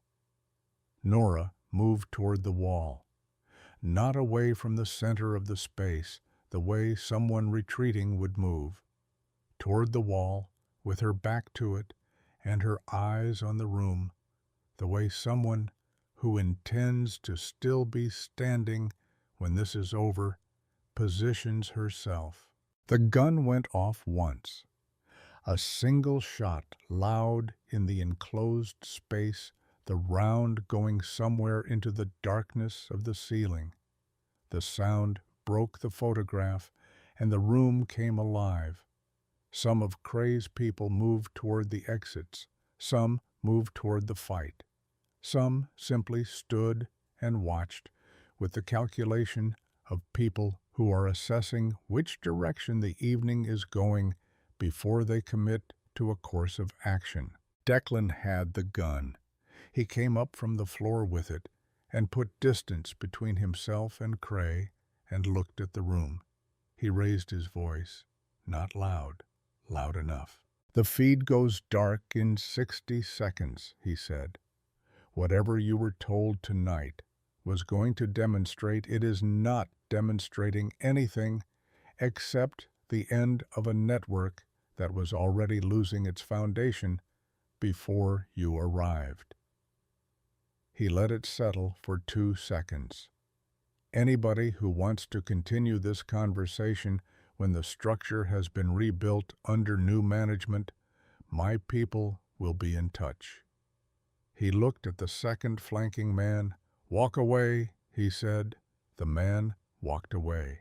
It was not dramatic. It was practical. The decision of a professional doing arithmetic in real time and arriving at the correct answer. When he walked, others followed. Not all at once. The way these things always went, one at a time, then in groups, then the room was mostly empty, and the floodlights were still throwing their hard shadows across the concrete, and the Cape Fear was still moving dark and indifferent beyond the open wall. Cray was on his feet. His face was damaged. The nose was broken blood on his upper lip, and his chin, the composed surface, entirely gone. What was underneath was the face of a man who has run out of moves and knows it, and has not yet decided what to do with that knowledge. "It is over," Declan said. "You think taking my network—" "I do not want your network." Declan's voice was very tired. She heard it, the specific exhaustion of a man who has been running on something other than rest for 48 hours and is now on the other side of the thing that was sustaining him. "I want you to understand that this is where it ends, not because I am more powerful than you, because neither of us has anything left to spend on it." He looked at the man, the way you look at something you understand even if you do not forgive. "Go back to New Orleans," he said. "What is left of your operation will take 2 years to rebuild. Use the 2 years, and do not come near my family again." Cray looked at him for a long moment. The Cape Fear moved. The generators hummed. The floodlights held their hard white indifference over the empty concrete. Then Cray turned and walked toward the far exit. His 2 remaining men followed. The warehouse was quiet. Nora came off the wall. She crossed the floor to Declan and stopped 2 feet from him and looked at him the way she had been looking at him since the farmhouse, with the full, complicated geography of everything that was true between them, none of it simplified, none of it resolved, all of it present. "You are hurt," she said. "Ribs." His voice was flat now, the energy that had been holding everything up in the last hour running out in real time. The same ones, different ones. She reached up and pressed careful fingers along his right side this time. He breathed, kept still. "2," she said. "You are consistent." He made a sound that was almost a laugh. Almost. She withdrew her hand and looked at him. "She asked me about you," Nora said, "in the safe house yesterday morning while you were on the phone." He waited. "She asked if you were coming back. What did you say?" "I said yes." Nora held his gaze. "I should have asked you first." "You were right," he said. "I am coming back." She looked at him for another moment. Then she turned toward the exit, and he fell into step beside her. And Marcus came in from the left side of the space, and the three of them walked out of the warehouse together into the Wilmington night, the air cold and salt-heavy, and carrying the sound of water moving somewhere in the dark. In the car going back, Marcus spoke. He spoke for a long time, and Declan listened without interrupting. It was not a confession. It was not organized or apologetic enough to be a confession. It was the thing that comes out of a person when they have been carrying something at enormous cost for a long time, and the carrying is over, regardless of what comes next. He talked about the state of the organization 2 years into the search, about the money, about the erosion that comes from watching the man everyone answers to stop being fully present to the thing they all built together, about Cray finding him in a moment of exhaustion that he had not known was visible, about the arrangement that had seemed at the time in the specific tunnel vision of that exhaustion like the only way to stabilize what was left. I told myself she was safe, Marcus said, that the arrangement was better for her than the search continuing, that ending the search was the right thing. Declan said nothing. I know what it is. Yes, Declan said. You do. A long silence. What happens now? Marcus said. You helped me tonight, Declan said. That happened. It does not cancel what came before it, but it happened. He looked out the window at the coastal highway going past in the dark, the flat landscape, the occasional light of a house set back from the road. There is a property in western Montana, he said. 40 acres. It belonged to my father. No documentation connected to the network. No documentation connected to either of us. He paused. You go there. You stay there. You disappear from everyone who knows either of us. He turned and looked at Marcus. Not because I want you to suffer, because it is the cleanest thing for both of us. You understand that you cannot come back to this. Marcus looked at his hands. A long moment. Montana, he said. Declan said nothing. Mountains, Marcus said. Running water, yes. Marcus nodded once. Something moved in his face. Not relief. Nothing as clean as relief. The expression of a man who has been braced for one kind of verdict and has received something he did not expect, and who does not know yet what to do with the unexpectedness of it. He did not speak again for the rest of the drive. They reached the safe house outside Hendersonville at midnight. The lights were on in the front room.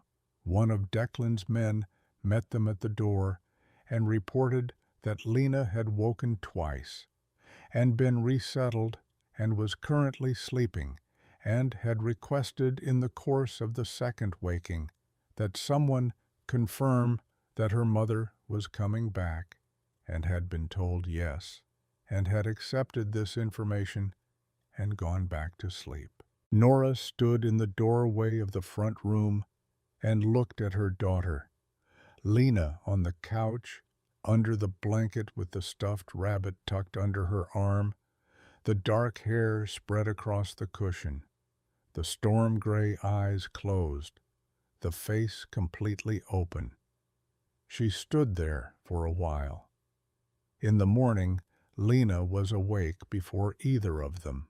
Nora heard her from the kitchen, the specific sounds of a small person who has woken up, and assessed the situation, and decided that sitting still is not the appropriate response. She got up and found Lena in the kitchen, having pulled open the lower cabinets with the focused purpose of someone who has identified a project and intends to complete it. On the kitchen floor, a wooden spoon, a small pot with a lid, a colander, and a plastic container whose original contents were unclear. Lena was arranging and rearranging these objects with the concentrated authority of a person overseeing a significant undertaking. "Good morning," Nora said. "I am making something." Lena said without looking up, "I can see that." She sat down at the table and drank coffee and watched her daughter work and felt the morning settle around her with the ordinary quality of mornings that are ordinary because someone has paid a very large price to make them so. Declan came in 20 minutes later. He moved carefully, the ribs making themselves known in the way cracked ribs do, with a persistent insistence that could be managed but not ignored. He looked at the kitchen floor, at the arrangement of objects, at Lena's complete absorption in the project. Lena looked up. "You came back," she said, "the same register as the night before, reporting a fact. I said I would," Declan said. "You did not say." Lena's voice was precise about this distinction. He crouched down to her level. The ribs made this a production that he did not allow to show on his face. He was at eye level with her, the storm-gray eyes. His eyes looked back at him with that quality of assessment she never seemed to turn off. "You are right," he said. "I did not say." He held her gaze. "No." She considered him for a moment. Then she picked up the colander and held it toward him, an offering. He took it. She went back to her organizational project with the focused ease of someone who has received the necessary information and moved on. He sat down on the kitchen floor with the colander in his hands and the cracked ribs and the accumulated weight of 4 years and 48 hours and 20 years of decisions that had led here to this floor, to this morning, to this child who had just handed him a colander and asked nothing further of him. Nora watched from the table. She did not say anything. There was nothing that needed saying. The morning was doing what mornings do, accumulating around the people in it, indifferent to what they had been through to get there, interested only in what they did with it now. She refilled her coffee. She looked out the window at the Blue Ridge, the mountains blue-gray in the early light, the sky above them, the pale, clear color of a day that has not yet decided what it is going to be. She thought about Declan on the kitchen floor with a colander in his hands. She thought about agreed, said without hesitation, without conditions, without the pause she had been listening for. She thought about all of it, the 11 years and the 4 years and the packed bag on the bed and the February morning and the battered armistice of the kitchen table at 2 in the morning and the warehouse and the drive home and the long, careful architecture of everything that had been built and torn down and built again in the rubble of what they had not managed to say to each other in time. She thought about what it would cost to rebuild something on honest ground. She knew it would cost more than she could currently see. She knew it would take longer than felt reasonable. She knew there would be mornings that looked nothing like this one, and that the work would be the unglamorous daily kind, the kind with no audience and no dramatic resolution, just two people deciding repeatedly that the thing they were trying to build was worth the effort of continuing to build it. She was willing to do that work. She was not certain yet that she was willing to say so out loud. But the willingness was there underneath everything else, the same way the mountains were, there beyond the window, blue and patient and present, whether or not you were currently looking at them. She would get to it. The months that followed were the months of dismantling. Declan did it carefully and in pieces, the way you dismantle something that has load-bearing elements without bringing down the structure entirely before you are ready.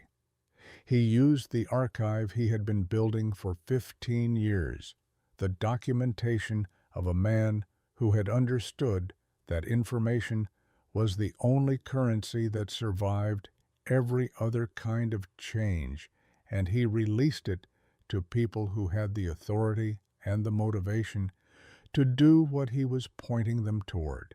Federal prosecutors in 3 states, a journalist at a national publication who had been waiting for exactly this material, a financial crimes division that had had the shape of the organization in their peripheral vision for years, without the central piece that would make it actionable.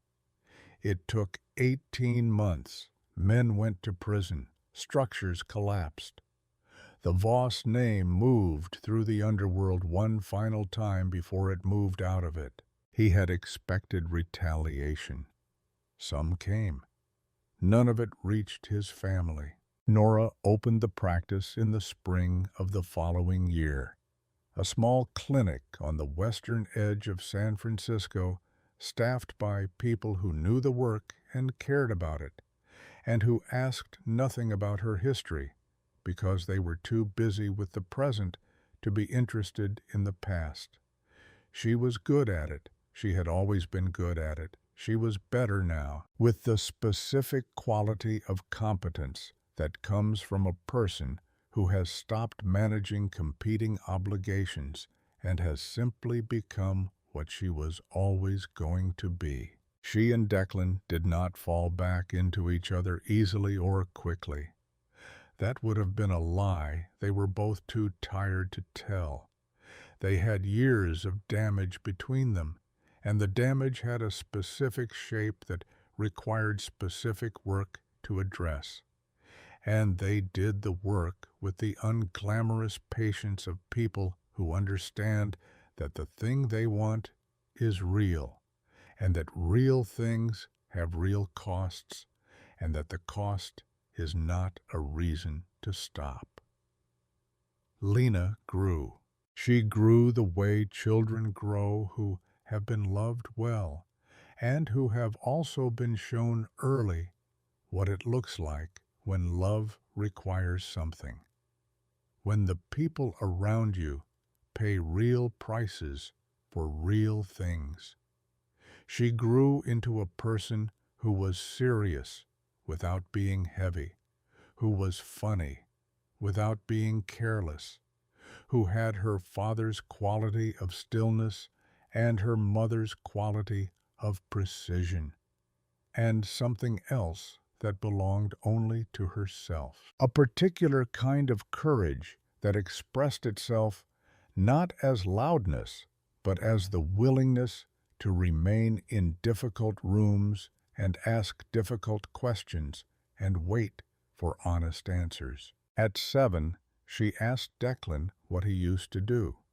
He told her as much as she could hold at 7. He did not soften it past the point of truthfulness. He said that he had been involved in things that were not good, and that he had stopped and that stopping had been the right thing and also the hardest thing. She had listened with her full attention and asked 2 follow-up questions, and then gone back to whatever she had been doing.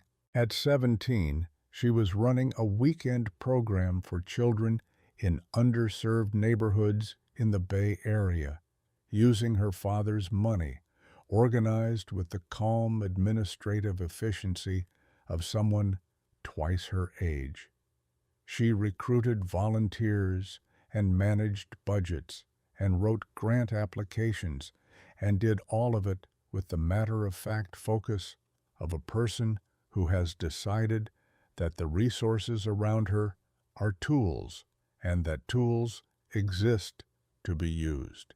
She did not become the thing her father had been. She became something harder to name and more durable. The house on the coast of Marin County was something they built together over years, not all at once. It sat above the Pacific on a bluff with a garden that Nora had been adding to for 15 years. The garden itself, a kind of record of the time certain plants from certain years, the lavender she had put in the second year, and the roses that had taken 3 attempts before they established themselves, and the kitchen garden that Lena had insisted on at 12, and that had been maintained with varying levels of enthusiasm by all 3 of them since. The years accumulated the way years do when the foundation beneath them is real, not without difficulty, not without cost, but with the patient weight of things that have been built to last.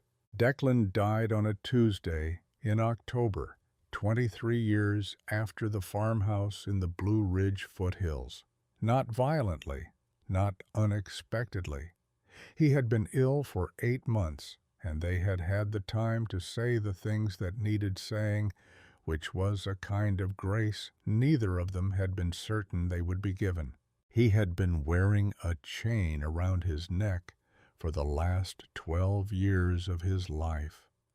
On the chain, a ring, gold worn at the edges, their original engagement ring, the one she had left on the dresser in the Lincoln Park apartment the morning after the divorce papers were signed.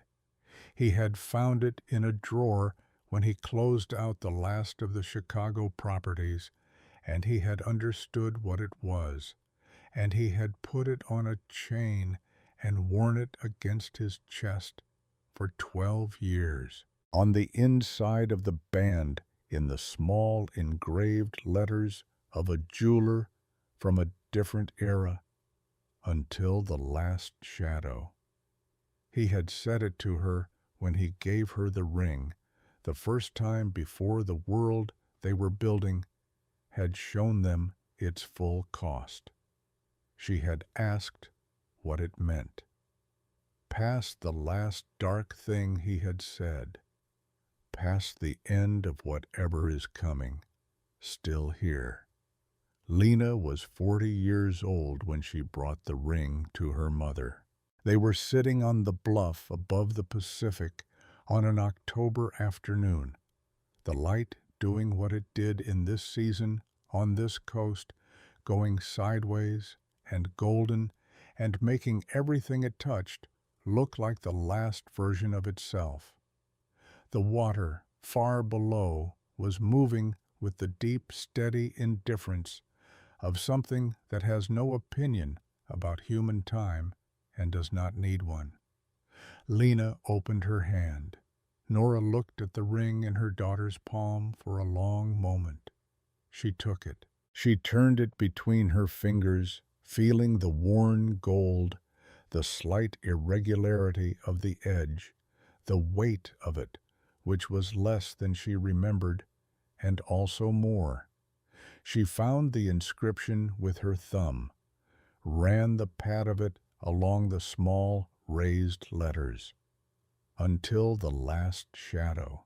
She thought about a February morning and a river and a decision made in the specific clarity of a person who has finally run out of alternatives. She thought about a clinic in Pilsen and a diner on Milwaukee Avenue and a gas station bathroom outside Nashville and a hospital room in Charlotte at 4 in the morning with the first snow of the year coming down outside the window.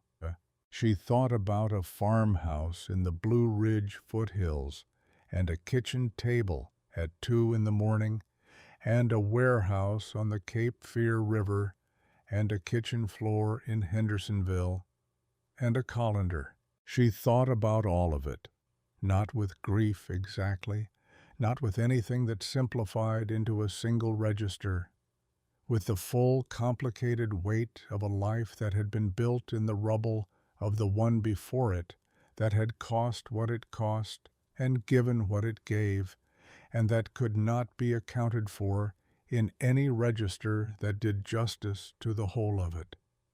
Lena put her hand over her mother's. They sat there for a while. The sun moved. The light changed.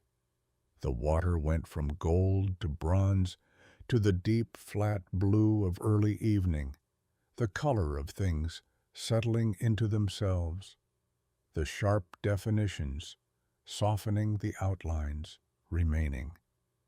A mother and a daughter, a ring, a horizon, and somewhere in the accumulated weight of all the years between a February morning and this October evening, a man who had stood at a window with his back to a woman he loved and made the worst and only decision he could see, and who had spent everything he had finding his way back to her, and who had in the end made it, not without cost, not without loss, but through it, past it, to here. Nora closed her fingers around the ring.